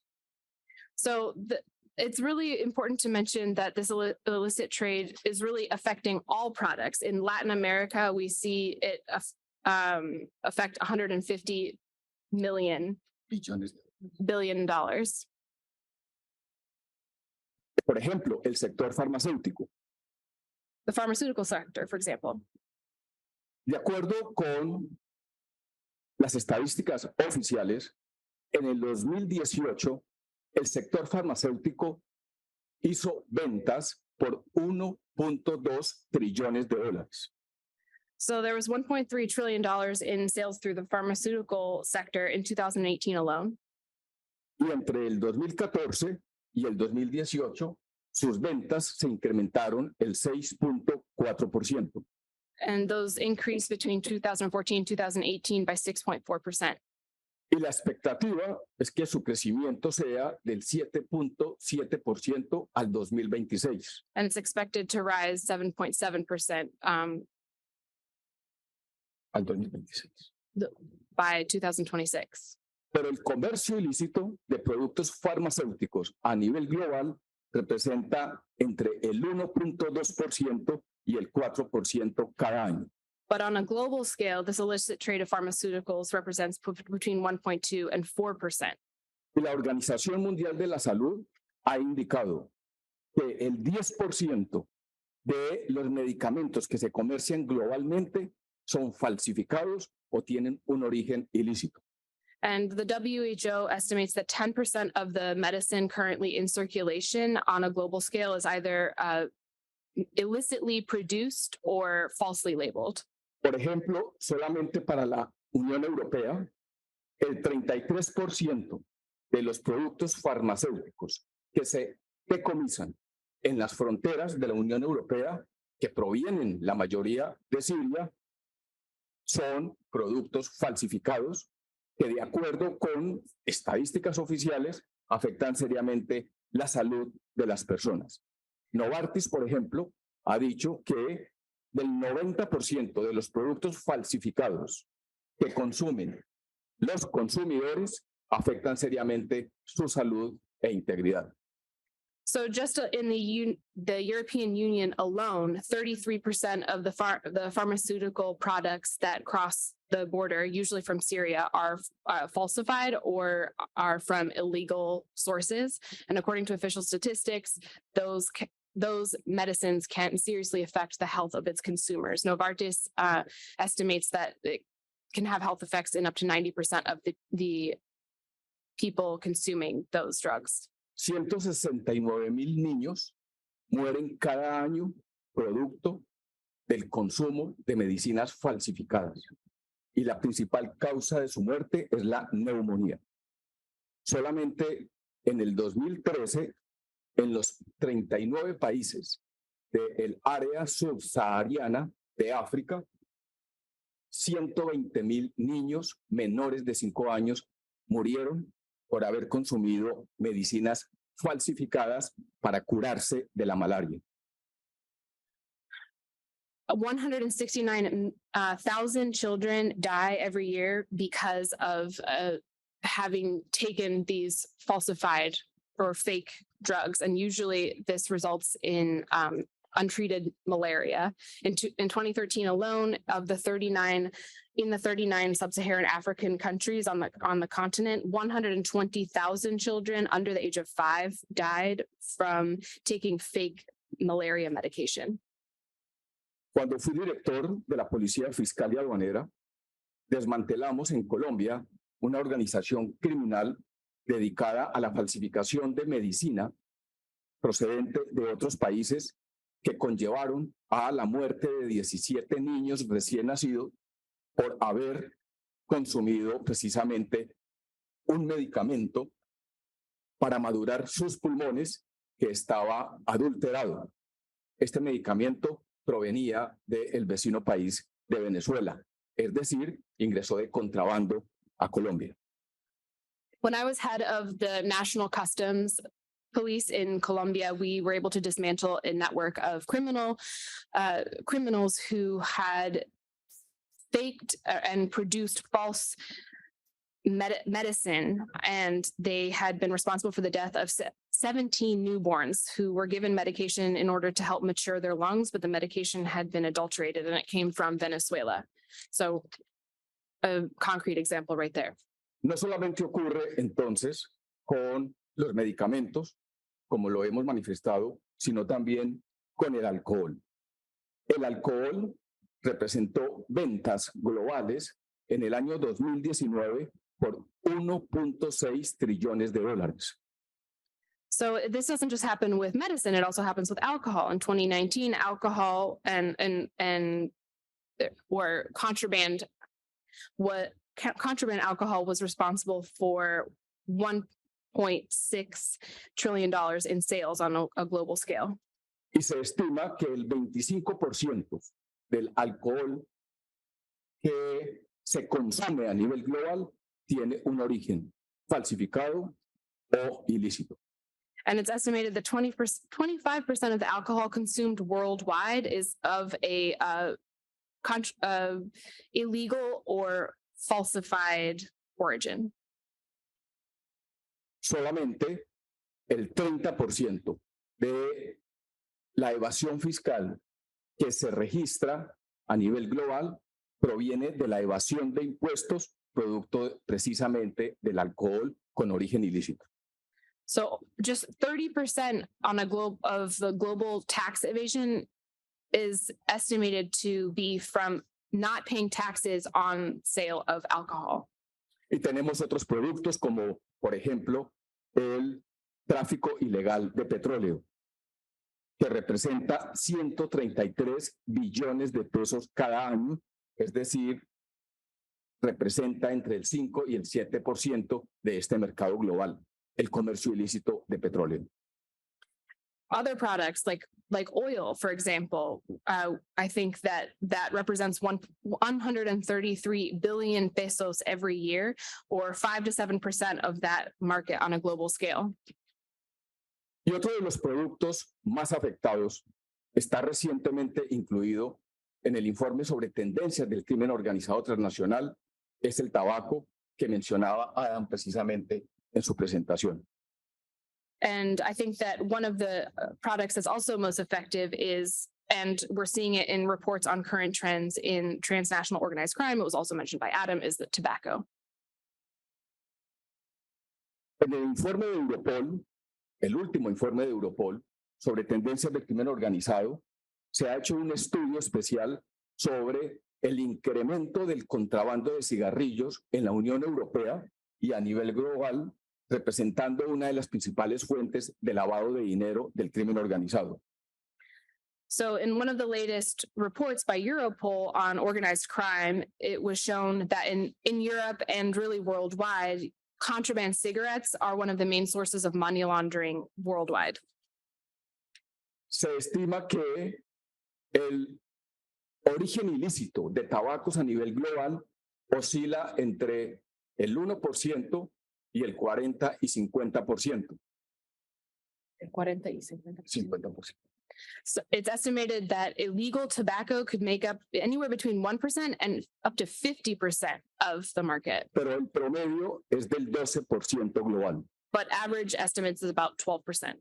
En los países de bajos ingresos, como en Latinoamérica y el Caribe, este porcentaje es del 17%, mientras en los países de altos ingresos es del 10%.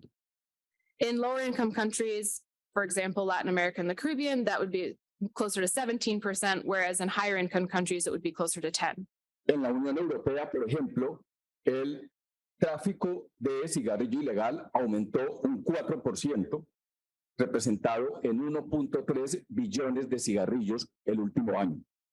Last year in Europe alone, the illicit cigarette trafficking increased by 4% to 1.3 billion cigarettes just last year. Esto representa para Europa solamente pérdidas por recaudo de impuestos en 10.4 billones de euros y a nivel global un estimativo de 4.5 billones de euros.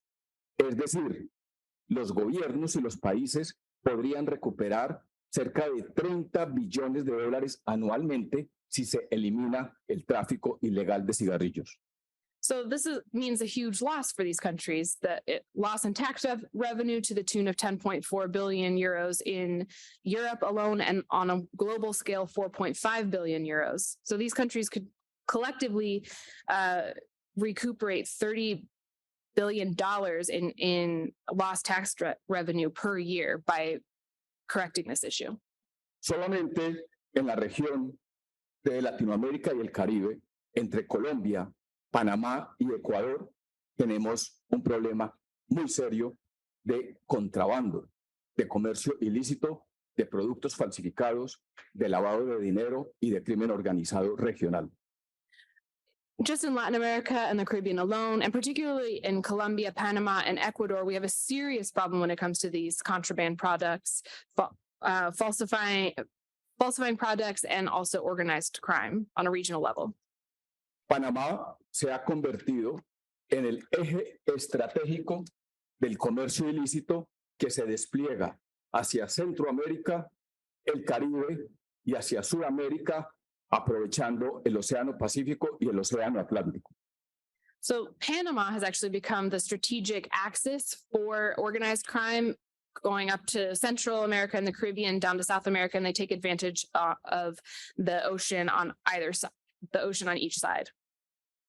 No podemos cambiar la posición geográfica de Panamá, pero sí es posible unir y movilizar esfuerzos para orientar sus esfuerzos, sus políticas, sus decisiones y sus estrategias por el camino apropiado. We can't change the geographic location of Panama, but we can help to orient their decision-making to make them more strategic and change how they approach this serious issue. El Grupo de Acción Unificada, GAFI, ha colocado a Panamá en la lista gris de los países que aún no cumplen con las 40 recomendaciones en la prevención de dineros ilícitos que financian otras conductas delictivas, entre ellas el terrorismo y el narcotráfico. The GAFI, which is the Unified Action Group, has listed Panama on the gray list of countries that has still not complied with the 40 recommendations for preventing the use of illicit money to fund other crimes, including arms trafficking and drug trafficking. Las autoridades panameñas son conscientes de este problema y estamos trabajando en alianzas entre Colombia, Ecuador y Panamá para fortalecer los esfuerzos públicos y privados de cara a prevenir y actuar de manera determinante contra el comercio ilícito y el crimen organizado en la región. So Panamanian authorities are very much aware of the problem, and there are collective efforts between Ecuador, Colombia, and Panamanian authorities in order to create alliances, improve a public-private partnerships as well, to act in an efficient, responsive way to prevent the illegal trade and also organized crime. Pero Colombia, Ecuador y Panamá tenemos unos factores en común relacionados con la corrupción, la fragilidad institucional, la capacidad del crimen organizado y la debilidad normativa y legislativa para prevenir y combatir fenómenos cada vez más crecientes como el comercio ilícito y el crimen organizado. So we share some weaknesses, these three countries, Ecuador, Colombia, and Panama, and that is, high levels of corruption, fragile institutions, very strong organized crime, as well as weak legislation and weak norms. And that makes it difficult to fight back against the ever increasingly strong threat of illicit trade and organized crime. Por ejemplo, este año, en la frontera entre Colombia y Panamá, se han incautado más de 20 millones de cigarrillos con origen ilegal que vienen usualmente desde India, China y Corea del Sur. 8,000 millones de cigarrillos. 8,000 millones.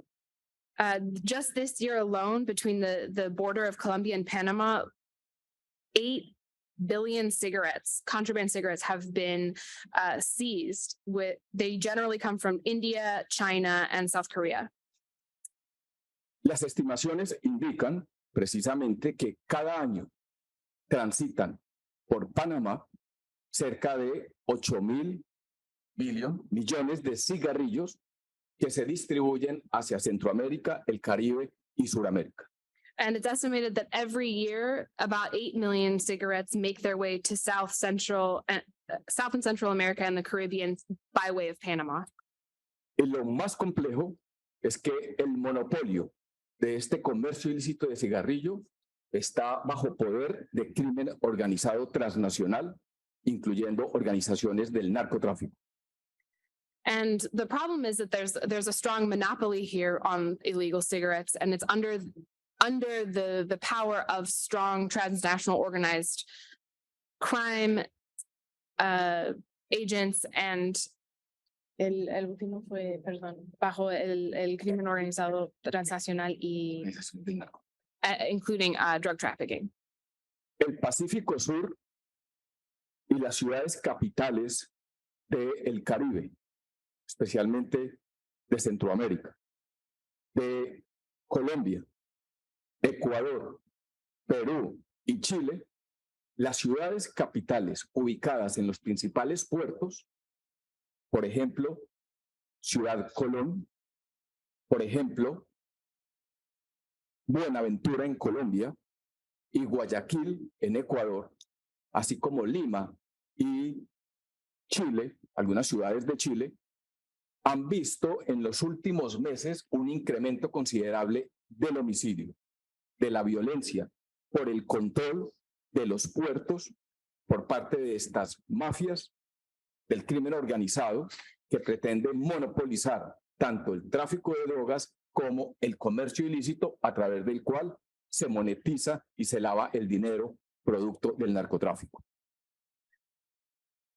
In many of the capital cities of Central American and Caribbean countries, Colombia, Ecuador, Peru, Chile, for example, the city of Colón, Buenaventura, Guayaquil, Lima, and other cities in Chile, we've seen a significant increase in homicides and general violence over the last few months as these mafia and organized groups struggle to take control of ports. And by doing so, they'll have more opportunities to monetize and launder these activities that I've been talking about.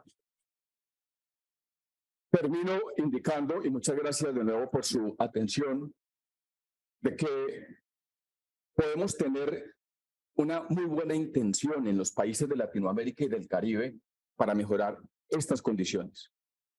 Las autoridades han querido avanzar en la mejor ruta en el propósito de cambiar estas condiciones, pero hay unos factores estructurales vinculados con la corrupción, la fragilidad institucional, la falta de una normatividad apropiada.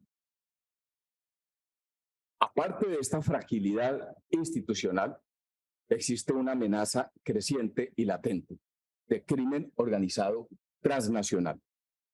Ese crimen organizado transnacional permitirá que se desbloquee el crecimiento económico en Latinoamérica con el poder adquisitivo que hemos visto en esta presentación. Esa es la pregunta que dejo para la discusión. Y de nuevo, muchas gracias por su atención.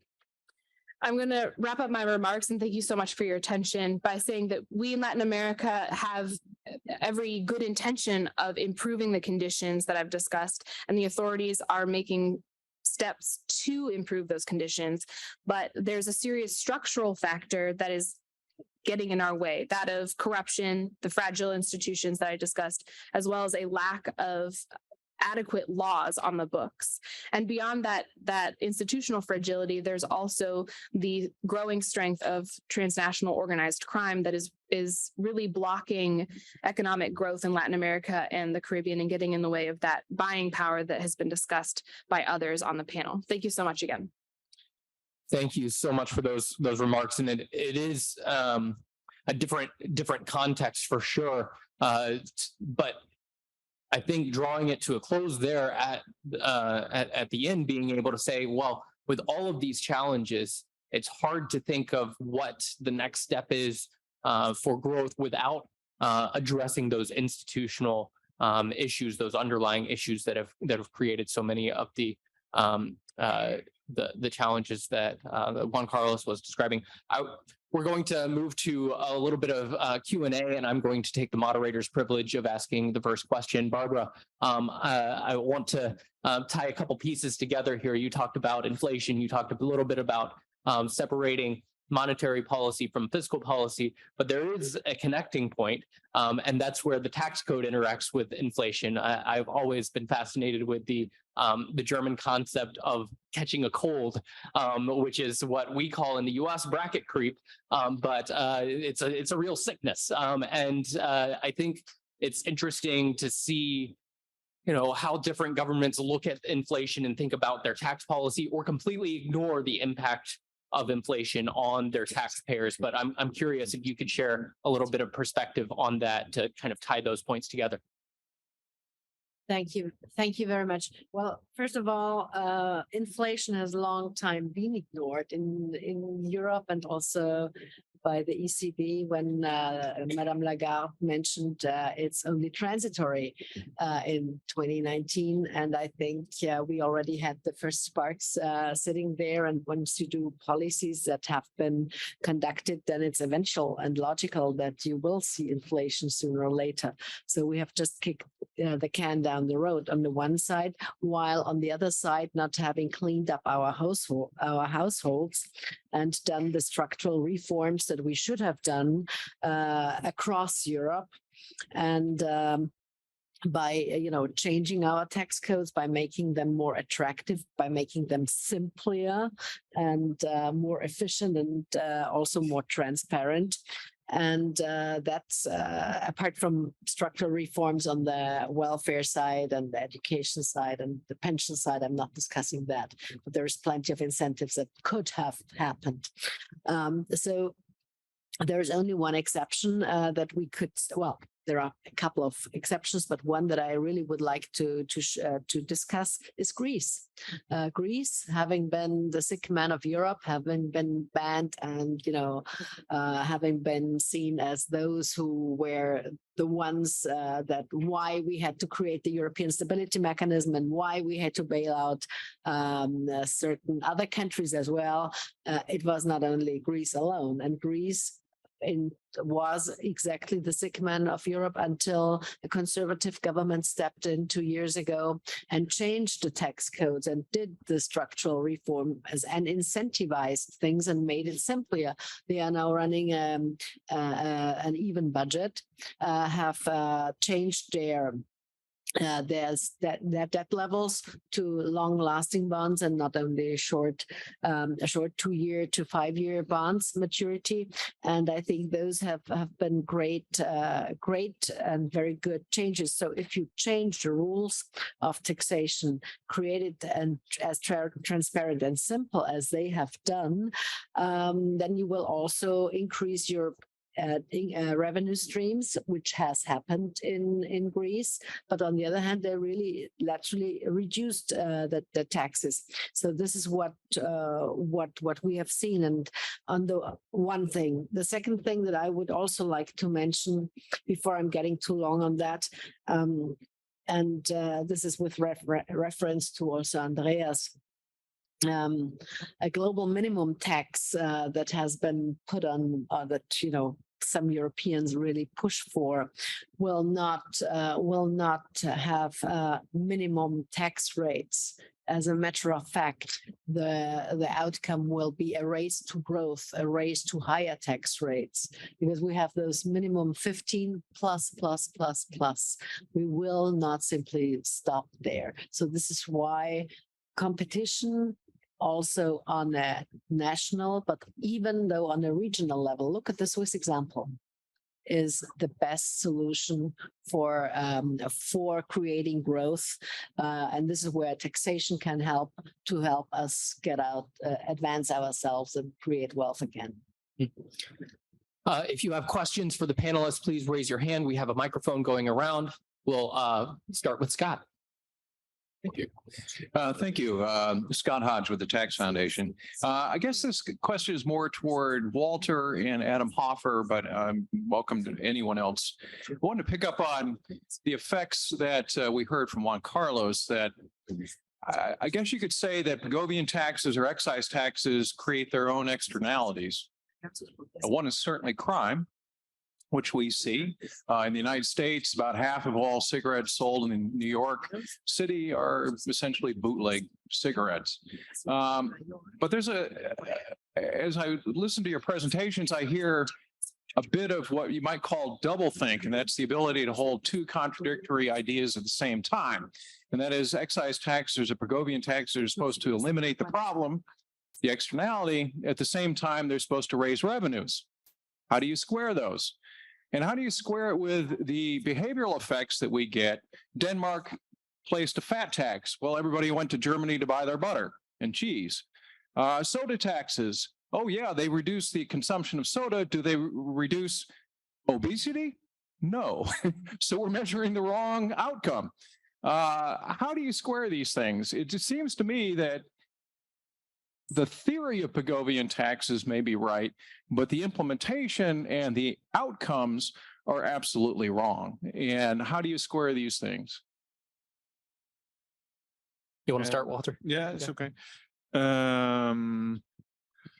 Yeah, I think you're totally right to raise these issues. Let's look at the EU, then there's huge problems with cross-border traffic of alcohol and cigarettes. The UK now left the European Union, but while they were in, there was a huge traffic of alcohol and cigarettes bought in France, for example, and people came in with their SUVs stuffed full with alcohol and cigarettes, and coming back to the UK, and that will probably have stopped now.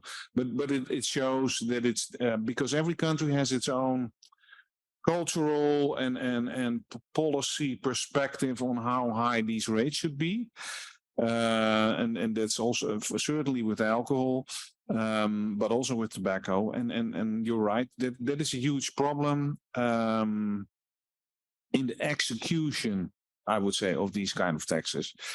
But yeah, that doesn't mean that they are that we should drop them. I don't think we should drop them, but it leads to all kinds of side effects as crime. You're right, that's true. So we should have better enforcement, I would say.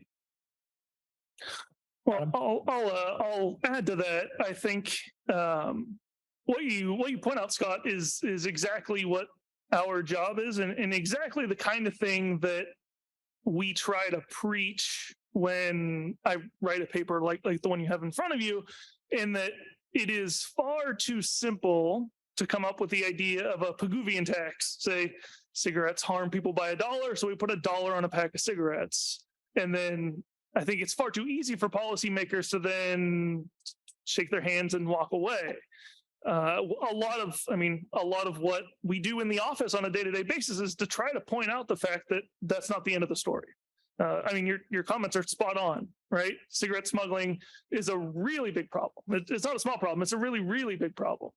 And so our job in telling the story of these taxes is to raise exactly the kind of things that you point out. And we can argue, I think there's a legitimate case to be made that when you incorporate the additional costs of the policy, that some of these policies are not good policies to begin with. I think I've had a very busy year of legislative testimony talking to state legislatures about why higher cigarette tax rates are not a great idea, about why banning vaping products, they don't usually have a good justification for banning those products, but they want to ban them anyway, or put higher taxes on them, or again, implement these policies because they think they work on a simple Pigouvian basis, but when you take into account the additional costs, they don't.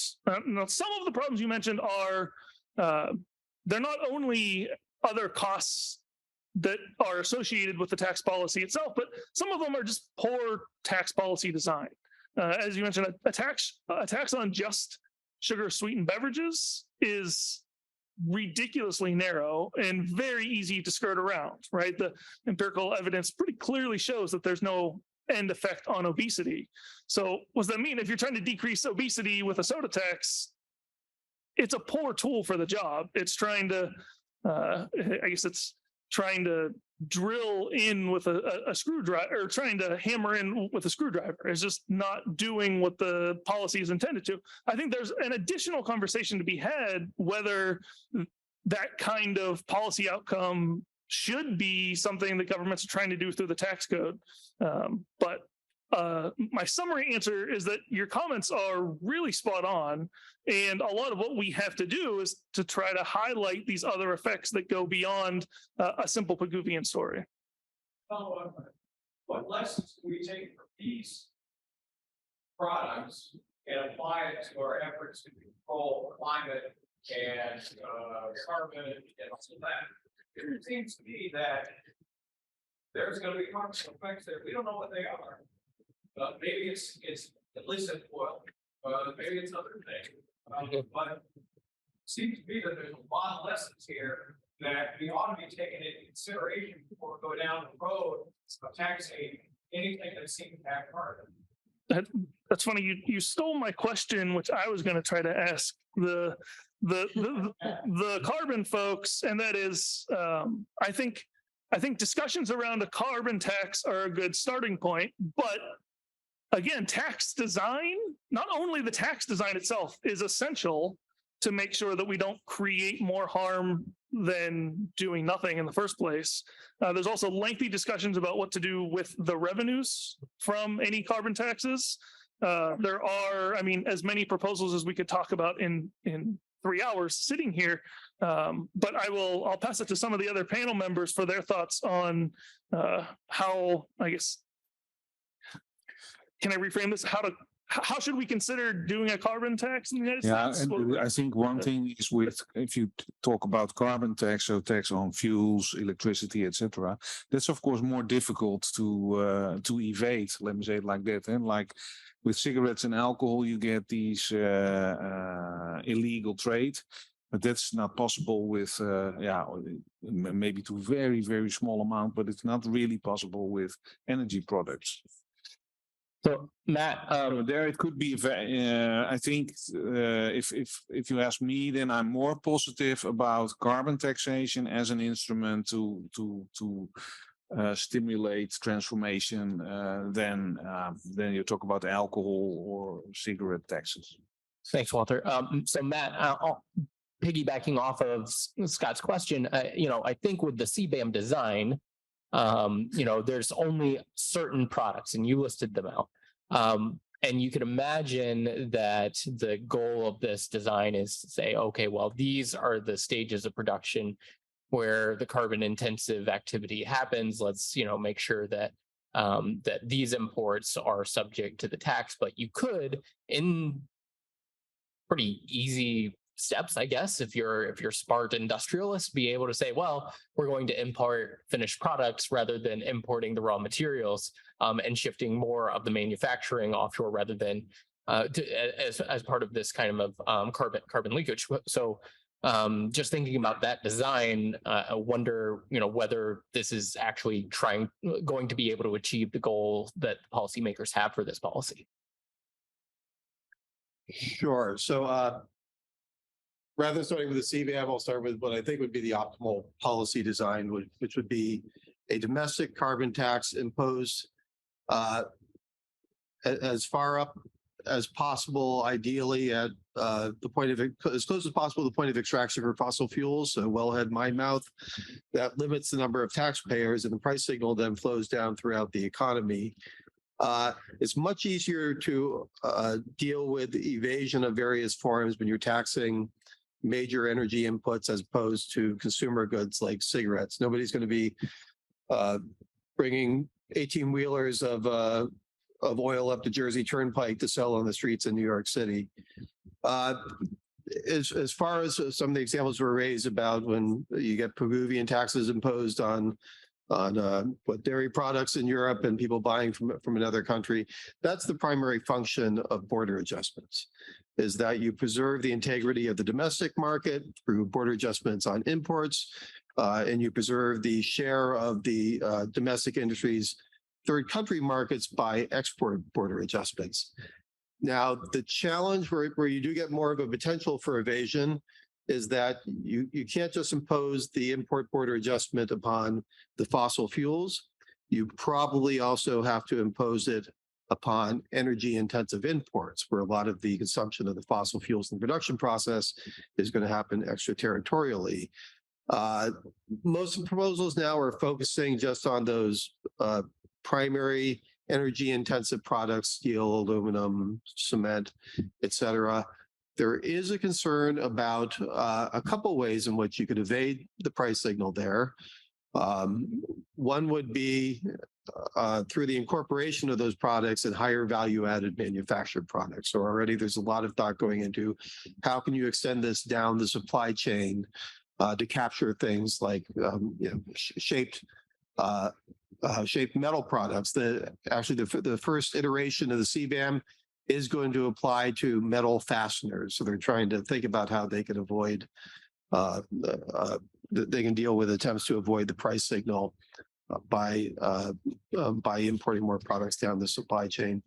The other question is, even with the primary industrial commodities like steel, a lot of the emissions happen at the point of production of the bulk steel at the angular slab level, and there's already a lot of thought going into how do you avoid countries importing slab steel to be rolled into finished steel products, which is going to have a minimal amount of the carbon intent, and then they would avoid some of the price signal. So there's going to be an effort to assign the price as far as possible up the production chain. The EU is struggling with that. They thought originally this was going to be simple and that they could, because the ETS prices only what are considered direct emissions, which is emissions from combustion, chemical process emissions at the facility. In the process of trying to develop the regulation, it was pointed out by EU industry, among others, that the price signal is also passed through in various of the inputs. So now, as part of the mandate for the commission to figure out long-term implementation, they're looking at how can you incorporate the pricing onto so it reaches material inputs and things like chemical precursors for the finished product. So they're all legitimate concerns, but they are being taken into consideration in the design of these policies. Other questions? Yes, Preston. So I think we could get a room full of economists and tax people and environmental policy specialists into a room, and they could probably design a pretty good smart tax policy that's along the lines of what you're talking about. But I think the idea that would actually be what is implemented by politicians, and that what is implemented initially will not evolve over time and be captured by lobbyists and corporate interests, I think it's effectively nil. So what gives you the optimism to think that whatever is designed is actually going to be anything like what ultimately comes out of this? Matt? Sure. So we're already seeing the broad contours of what the CBAM policy is going to look like. They started with the domestic carbon price. They're trying to address leakage through awarding free allowances, basically removing the price from the most trade exposed energy intensive industries. That, of course, removes the price signal, undercuts the efficacy of the policy. The fact that they're now trying to address leakage through extending the price rather than withdrawing it through free allowances, I think is movement in the right direction. Is it going to be the optimal policy design? I'm unaware of any area of government policy that is the optimal policy design.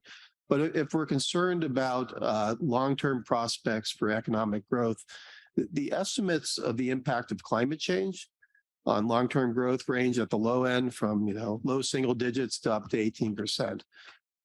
So this is a huge challenge going forward in terms of climate policy. To the extent we can, I think we should try to align tax policy with our needs to respond to climate change. I don't see another approach to climate mitigation that has as much potential. One of the problems with regulatory approaches, first of all, is that they tend to require the government to decide upon the optimal technology or the optimal way for avoiding emissions up front. The advantage of carbon pricing is that you leave that to the market to figure out whether it's substitution of alternative energy sources or energy efficiency. Another problem with regulatory approaches is that they don't provide any sort of revenue source. So any aggressive climate policy is going to be relatively regressive. There's a lot of evidence that there's a limit to what extent people are willing to pay the price for climate mitigation that's primarily going to benefit other people or future generations. There's very little intergenerational altruism. At a minimum, what a carbon pricing model can do is to provide the revenue so that you can ensure that it's implemented in a way that's not regressive. So, for instance, our proposal would be revenue neutral. It'd return all the money in per capita dividends that would be uniform. And because higher income people tend to spend more on energy consumption, either directly and indirectly, in the aggregate, it would be a net gain for something like 80% of the population. It's not the optimal policy. It reminds me of my favorite Winston Churchill quote about democracy.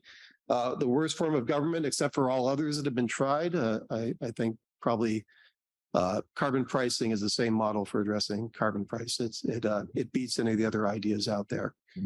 Barbara, you wanted to come in and then we'll go to Andreas. However, Matt, maybe this with the democracy is one issue, but the other thing is that we are totally losing out our competitive advantages if we just do it on one front. Mm-hmm. And that's what has been forgetting. Andreas? Thank you, Daniel. Just a couple of thoughts going back to what Scott initially said. Are we really solving a problem with the approach of a carbon tax, for example, or CBAM or whatever structure we just discussed? And I honestly don't think so. So if we as Western democracies could solve the climate crisis alone, I think, like maybe this would be an instrument where if we would just tax it enough and make it so unaffordable for so many people to like just live their ordinary lives, that we would reduce the carbon to a point where even Greta Thunberg would be happy and we would live in freezing cold temperatures again. Maybe that would be then the solution to like implement a carbon tax. But the reality is that we have China and India and other developing countries where we cannot just tell them, look, we had a really good run for a very, very long time, and we built our economies and industries, and we had lots of carbon output to build up our economies. And we will just tell you, you cannot do that. You will not be able to prosper the same way we did, just because we have to solve the world climate now. And they will tell you, well, thank you for that thought, but we also have people that live in our country and they would like to be more wealthy and more prosperous and more successful and have the same standard of living as you enjoyed for many, many years. And so there's this slight conflict of interest there, where we might limit ourselves into a position where we are not able to compete at all anymore. Regular things will not be affordable anymore. Our standard of living will go down, and the climate will not be saved at the end of the day because others will just, emit more than what we're saving or able to save. And so I feel like a point where we limit our able to compete fairly with the carbon tax or these adjustments will just not work in the long run. What we would need is a real incentive for industries to come up with technology and investments to reduce carbon emission if we believe that this is the only way we could solve this crisis. And one way is, for example, there is a benefit for consumers. If you are a consumer and you want to buy a car, and there's one car that uses less gas than the other one, you can make your choice depending on your personal budget and preference. I'll choose this car. So there are certain incentives where manufacturers and companies can offer alternatives, and then it's up to the consumer, actually, will this work or not? And it depends on the price. And my last question to your comment about it would be a net gain for about like 80% of the people in the United States. So would you have like a second climate IRS that will then distribute checks, send them to people, and they then can cash it to offset some of these tax costs? I personally feel like that the just the sheer bureaucracy, and like if we look at the COVID checks that were sent out, how that went, I just feel like I'm a little bit skeptical. I'm happy to listen to your answer, what you think the solution might be, but I'm just a little bit skeptical that this would actually work. Matt, do you want to respond? Yeah, sure. So I'm not hearing an alternative to carbon pricing other than wishing away climate change. But you can think of what are the type of powers that governments have? They can regulate, they can subsidize in various forms, and they can tax. So I discussed some of the limitations of regulatory policy. We're trying subsidization through the IRA, and that's created some competition with the European Union and some of our trade partners, which may have some benefits in promoting innovation and expediting the development and deployment of some decarbonization technologies. There are limits to that, and I think there's both political limits. I'm not sure we're going to see another large tranche of money like that going out anytime soon in the United States. We're going to see some more from the European Union. They're revising some of their EU-wide and member state subsidy policies to make it easier to support decarbonization. So what are we left with if we really want to get down to net zero? The carbon pricing has been modeled. There are on our basic Baker-Schultz plan, we've got endorsement from pretty much every living Nobel laureate in economics, as this is the most effective, flexible, efficient way of driving down emissions. In terms of how the money's, well, first of all, in terms of competition policy, that's the point of border adjustments, is to make sure that at least as measured by consumption, we're driving down emissions, and that doesn't undercut the competitive position of domestic manufacturers. Our policy calls for the rebate of all revenues raised from pricing plans through dividends. I think it's actually relatively easy, much easier than filling out your taxes by this weekend, because it would be a simple per capita dividend. That component is not universally embraced. There's been a lot of carbon tax proposals over the last decade. Usually the provisions on how to measure carbon intensity and assess the tax are relatively brief, but many members of Congress have ideas on the best way to spend the revenue. But that, again, is pretty standard for any sort of major proposal in Washington. Thanks, Matt. Barbara, you had one more thing to say, and then I'm going to pass it to our. Very briefly, basic economics, carrots and sticks work. And then we have to look at the productivity principle. And this is what we have totally forgotten if we want to create growth again. And finally, if we want to go towards net zero, I'm involved in the United Nations Smart Sustainable City program and run worldwide working groups there. And there we run again with carrots. We don't enforce it. We provide the new technologies. We want people to invest into those technologies, and then the cities compete among each other to realize what we need to get to net zero. So no taxation on that front. Well, thank you so much. This has been an excellent discussion and a lot of different perspectives on a wide range of topics. I'm now going to invite Mario Mansour to give the concluding remarks. He is the division chief for tax policy in the Fiscal Affairs Department at the IMF, where he oversees tax policy, technical assistance, and capacity building in Francophone Africa, Europe, the Middle East, and Central Asia. He has more than 30 years of experience in public finance and advised on taxation in over 40 countries, and has published on a wide range of tax issues. Before joining the IMF, he was a tax analyst at the Canadian Department of Finance and lead economist for a Canadian consultancy on tax reform projects in the Middle East and Eastern Caribbean. And we thought it would be wonderful to have his perspective to kind of wrap up the session this morning. Thank you. Thank you very much. Can you hear me clearly? So I did my notes last night, so forgive me if there are slippages on what I'm going to say. I thought about what to say, given that I wasn't going to attend the whole event in the morning. And then I decided perhaps a global perspective on tax trends would be interesting, because I thought the discussion would be focused a little bit too much on US issues. And so I would like to thank the Tax Foundation and the organizers for the invitation to share with you some thoughts on global trends. We're not going to dwell too much about history. You know, global trends, usually we spend, us economists, too much time beating the data and trying to understand what they say. But they do teach us quite a bit of things. And I'll try to convince you of this in the next few minutes. I will focus on three things. One, the level of taxation and how that level of taxation has evolved over the past decades. What I mean by this is the standard tax to GDP ratio, which is one measurement of government size. That measure, by the way, is currently under a bit of stress because, you know, the ratio is tax revenues. Governments know what tax revenues are, but the denominator is GDP.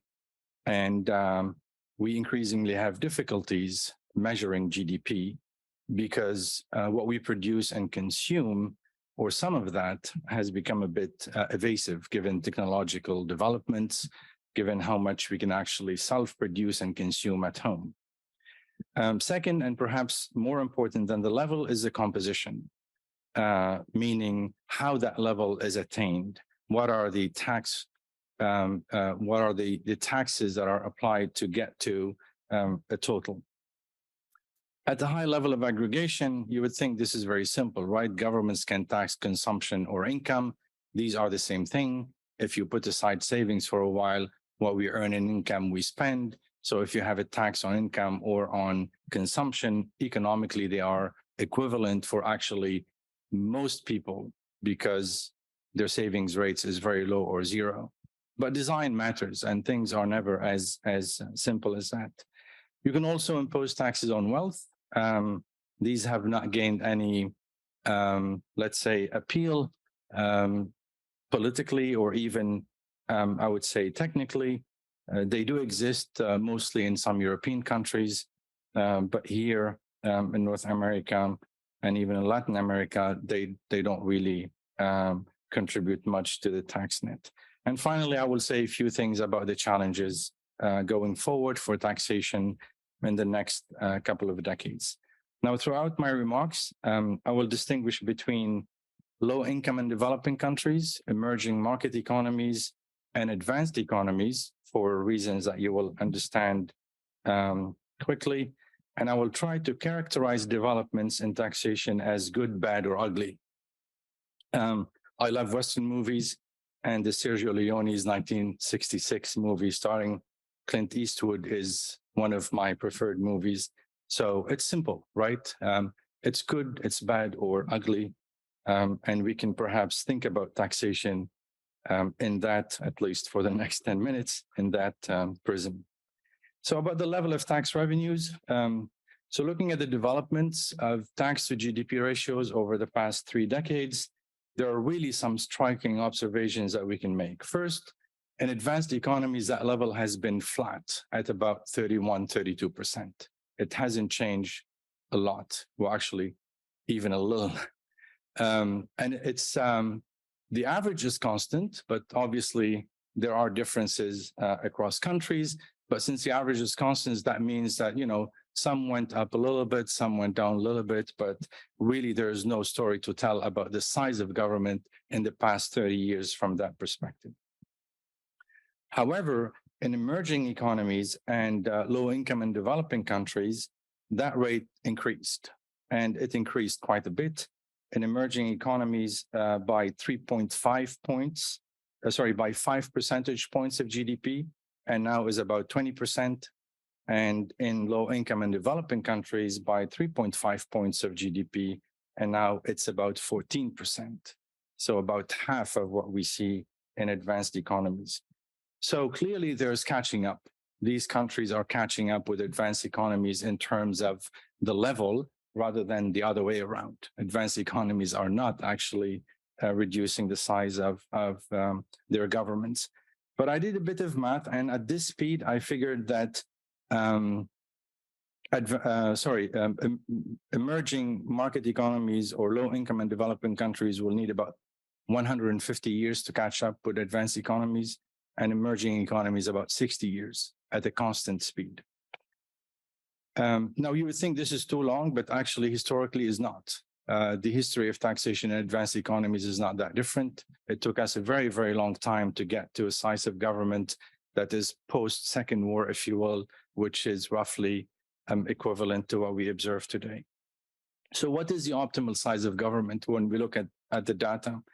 Well, it's hard to say, given country specifics, particularly social preferences, economic structures, and public choices in how to finance certain expenditures, such as health and pension.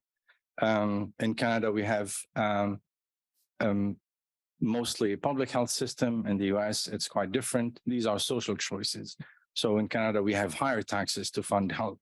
These higher taxes obviously do not exist in the US, but they take the form of private insurance premiums for a lot of individuals.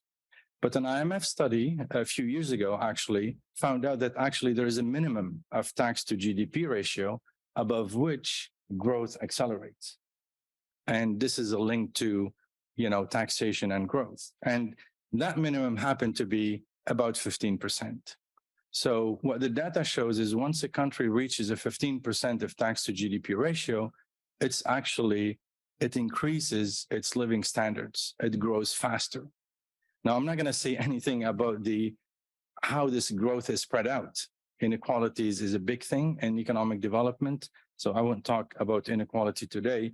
But the point is that you're better off with a government size that is above 15%. What this also tells us is that the optimal size is not zero. So we do need governments, however you look at the issue. So relative to this reference point of 15%, low income and developing countries are slightly below. Emerging economies are about 1.5 times that reference point, and advanced economies 2 times. Is this good, bad, or ugly? Well, I'll let you be the judge of this, but it's useful to keep in mind that the cost of distortions is actually a function of the size of taxes. So the bigger the tax you have, let's say in advanced economy, 30% of GDP, the more likely that the size of distortions to growth are high or bigger than in other countries. So tax design matters because when we talk about distortions, it's really about how we design taxes, not so much the level of the tax to the GDP ratio. But before I turn to the composition or tax design, one final observation, which we found very, very interesting in the data, is when you look at the dispersion of countries, low-income countries around their average, they're really tight around the average. The dispersion is not large, right? That suggests that actually they cannot be far away from that average, from that 14%. But if you look at emerging economies and advanced economies, it's a bit all over the place. The dispersion is bigger. That means actually that these countries, because of their capacity to tax, they can choose to have bigger governments than the average. But low-income countries cannot. The only way for them really is to catch up, to cross that 15%, maybe go to 20% in order to be able then to decide, well, do I want to have a bigger government or a smaller government, etc.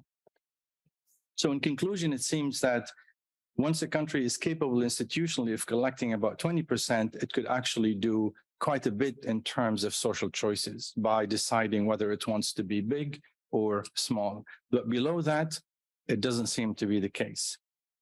So how about the composition of tax revenues?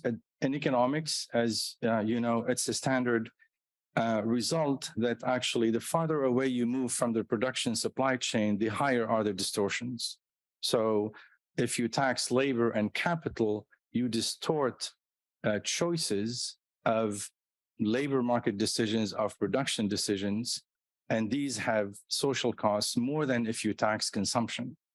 Consumption at the end of the chain tends to have, and the empirical work usually tends to support those broad results. But again, nothing is really that simple in tax design. In advanced economies, the share of direct taxes and social contributions, so that's a proxy for income taxes, if you will, income taxes on labor, capital, including social contributions, has been remarkably constant for the past 3 decades at about 64%. So about 2/3 of what advanced economies collect in taxes are on labor, capital, 2/3, right? This is not the incidence. The incidence is something different. This is a direct, really, the first level impact, if you will. So these taxes are levied on payroll and profits and other payments to labor and capital. In emerging economies, the share is only 40%, but it has increased to 45% over the past 3 decades. In low-income countries, it's even lower at 28%. So they raise actually more than 2/3 from consumption taxes, but it has increased to 38%. So actually what theory tells us that if you have more taxes on consumption, you get faster growth or bigger growth is questionable by these figures because low-income countries do not necessarily have better and sustainable growth than high-income countries where taxes on income are actually higher. So good, bad, or ugly, again, I'll let you be the judge of this, but it goes to say that efficiency is not the only yardstick by which we design taxes, that other things matter, that the climate matter, that inequalities matter, that governments actually have to weigh trade-offs. They cannot say, well, I want a tax to do everything. That doesn't exist, a tax that does everything. So they have to weigh the benefits and the cost of, for example, having a more efficient tax like a consumption tax, but it's a blunt from an equity perspective because it falls more on low income than it does on higher income. So in summary, it seems that low income in developing countries and emerging economies are catching up to advanced economies, not only in the level of tax, but also in the composition of their tax revenues. So finally, some thoughts on future challenges to the level and composition of tax revenues. And, forgive me if I'm going to repeat some of the remarks made earlier. That's always the benefit of coming last, is that you tend to listen to the others. So I will be very, very selective in the interest of time. The first issue I wanted to raise is digitalization. What does that mean for tax policy design? The focus of this issue has so far been on how digitalization can improve compliance and enforcement, so operational efficiency of taxation, more than tax design. But the opportunities of digitalization to rethink tax design are clear. We know what they are. For example, accounts-based consumption taxes. The way we tax consumption nowadays is indirectly. But with digitalization and information availability, the speed at which information is available, we can think of direct consumption taxes. The comprehensive income tax that has been weakened over the past decades by lowering taxes on capital vis-a-vis labor, mostly in most countries, advanced economies, but certainly low income and developing countries and emerging economies. Capital taxes tend to be flat at low rates, and labor taxes tend to be very, very high, multiples of capital taxes. And that creates also that issue of, what role taxation should play in fixing some of the inequalities in income accumulation and therefore in wealth over time, which is an issue that is here in the US framed in terms of the tax rates on capital income rather than wealth taxes. So far, digitalization we haven't really thought about a lot about how we can actually fundamentally rethink certain taxes. But digitalization also brings its own challenges to basic principles, such as in international taxation that we have used for a century. So the physical place of supply, for example, for those of you familiar with those basic concepts of how the international tax framework stands today. So digitalization has weakened that because companies and people do not need to be in one place to consume or produce. They can be anywhere to consume and produce. That's one of the reasons behind the G20 OECD inclusive framework proposals that the world has come to know as Pillar 1 and Pillar 2. The IMF has recently published a paper suggesting the estimates of Pillar 1 and 2 are very, very low relative to what we collect in corporate taxes nowadays. I will not say more about this. You may have discussed this. I heard some remarks about this earlier, but yesterday, out of curiosity, I Googled inclusive framework Pillar 1 and 2, and I got 5 million hits for each one of them. 5 million. The day before, it was slightly less than 5 million, a few 100,000, actually less than 5 million. I think for me personally, and I've been doing this work for 30 years, what has been really surprising for me personally is the level of design and implementation complexity that has accompanied these solutions relative to the expected revenue gain, which, by the way, is expected to flow largely to advanced economies, not to developing countries, weakening the idea that the international tax system needs reform in order to have a more equitable distribution of how profits of multinationals are taxed across the globe. So, i.e., between capital exporting and capital importing countries. So contrast this with the VAT, the value-added tax, on cross-border digital services and how countries have fairly quickly approached policy changes and administration to capture this new consumption trend. You come to the conclusion that perhaps there is merit in adapting simpler taxes like VAT to digitalization as a way to raise more revenues for governments who want to raise more revenues, and thinking about more fundamental and simpler ways to tax companies than what we have done over the past century or so. So again, good, bad, or ugly. I'm not going to comment. You'll be the judge. The second and last issue I wanted to raise, which was discussed briefly a few minutes ago, is climate and the challenge of climate to taxation, and perhaps also vice versa. But before I do this, I heard quite a bit about sugar taxes and whether they're good or bad. I did some work on this. The only remark I wanted to say is that I agree that in a country like the US, they may not work because the substitution effects are endless. Actually, some studies found that low alcohol beer in the US is a good substitute for Coca-Cola.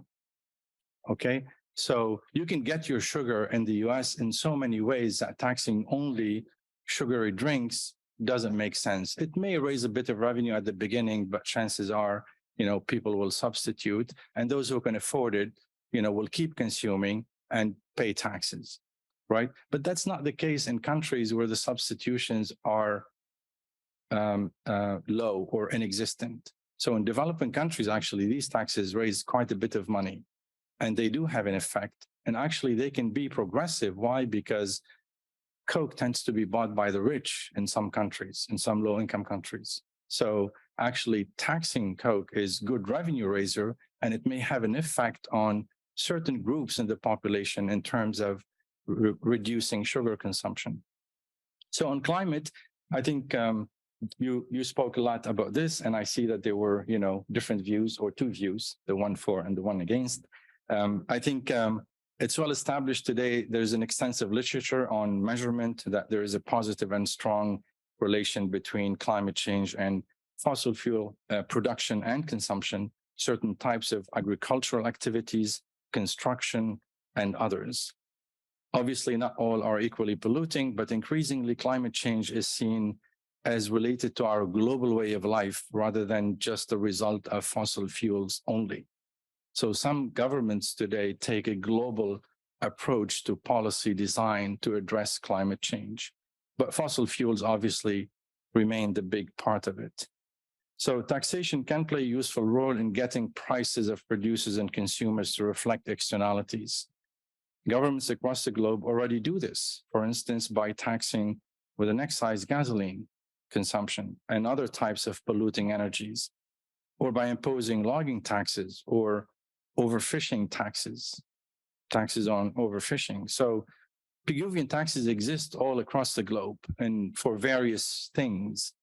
But the way they exist is that design has been fairly weak. And in many countries, particularly developing countries, it's just another way to get money because it's easy to tax certain activities whose production is highly concentrated. So it's they are used really as a revenue raiser more than externality correction measures. So what will happen over the next, let's say, 20, 30 years? And here I'm speculating, of course. I think one, there will likely be an increase in the use of specific taxes, Pigouvian taxes. We've already seen that. We've seen, tobacco taxes, sugar taxes, and some forms of carbon taxes, etc. So, and such taxes will be applied at the production and or consumption level, and several sectors are likely to be targeted. Hence, the number of taxes will likely increase, naturally so, given the multiple objectives pursued by government. Two, recent experience suggests that governments will move cautiously, another way of saying slowly, and that such shifts in taxation may take time, especially in developing countries. History tells us that tax policy always catches up with developments with a lag. Witness, for instance, how governments attempted recently to address the tax implications of inflation on effective income tax rates, bracket creep that was mentioned. What's interesting is that some tax systems in Europe, for example, were built after the 80s. These tax systems have never actually seen inflation. They've never had to deal with inflation. That's different in the US, right? Because historically we had inflation. So in the Canadian system or the US system, you still have some provisions in tax laws where, you address imperfectly inflation, but you'll be amazed how little tax system around the world actually deal with this issue, including things as simple as, the exempt income tax threshold. That's easy to index to inflation, yet most governments around the globe don't do it. Three, it's hard to see from developments around the world what the revenues from such taxes will be used for. Will they be incremental, or will governments use them to reduce inefficient taxes, such as labor taxes? I'd like to think that mitigating taxes are good because they help us adapt our consumption habits to how much damage we cause to the environment. I believe in this. I worry, however, about how governments will use the revenues. Will they use them to make the tax system better, or will they use them, to perhaps to spend on things where they shouldn't be spending? So thank you again for the invitation. I'll stop here, and thank you for listening. Thank you, Mario. And with that, we'll close the event. Thank you all to all the panelists for a great discussion. Thank you, everyone. Have a good day.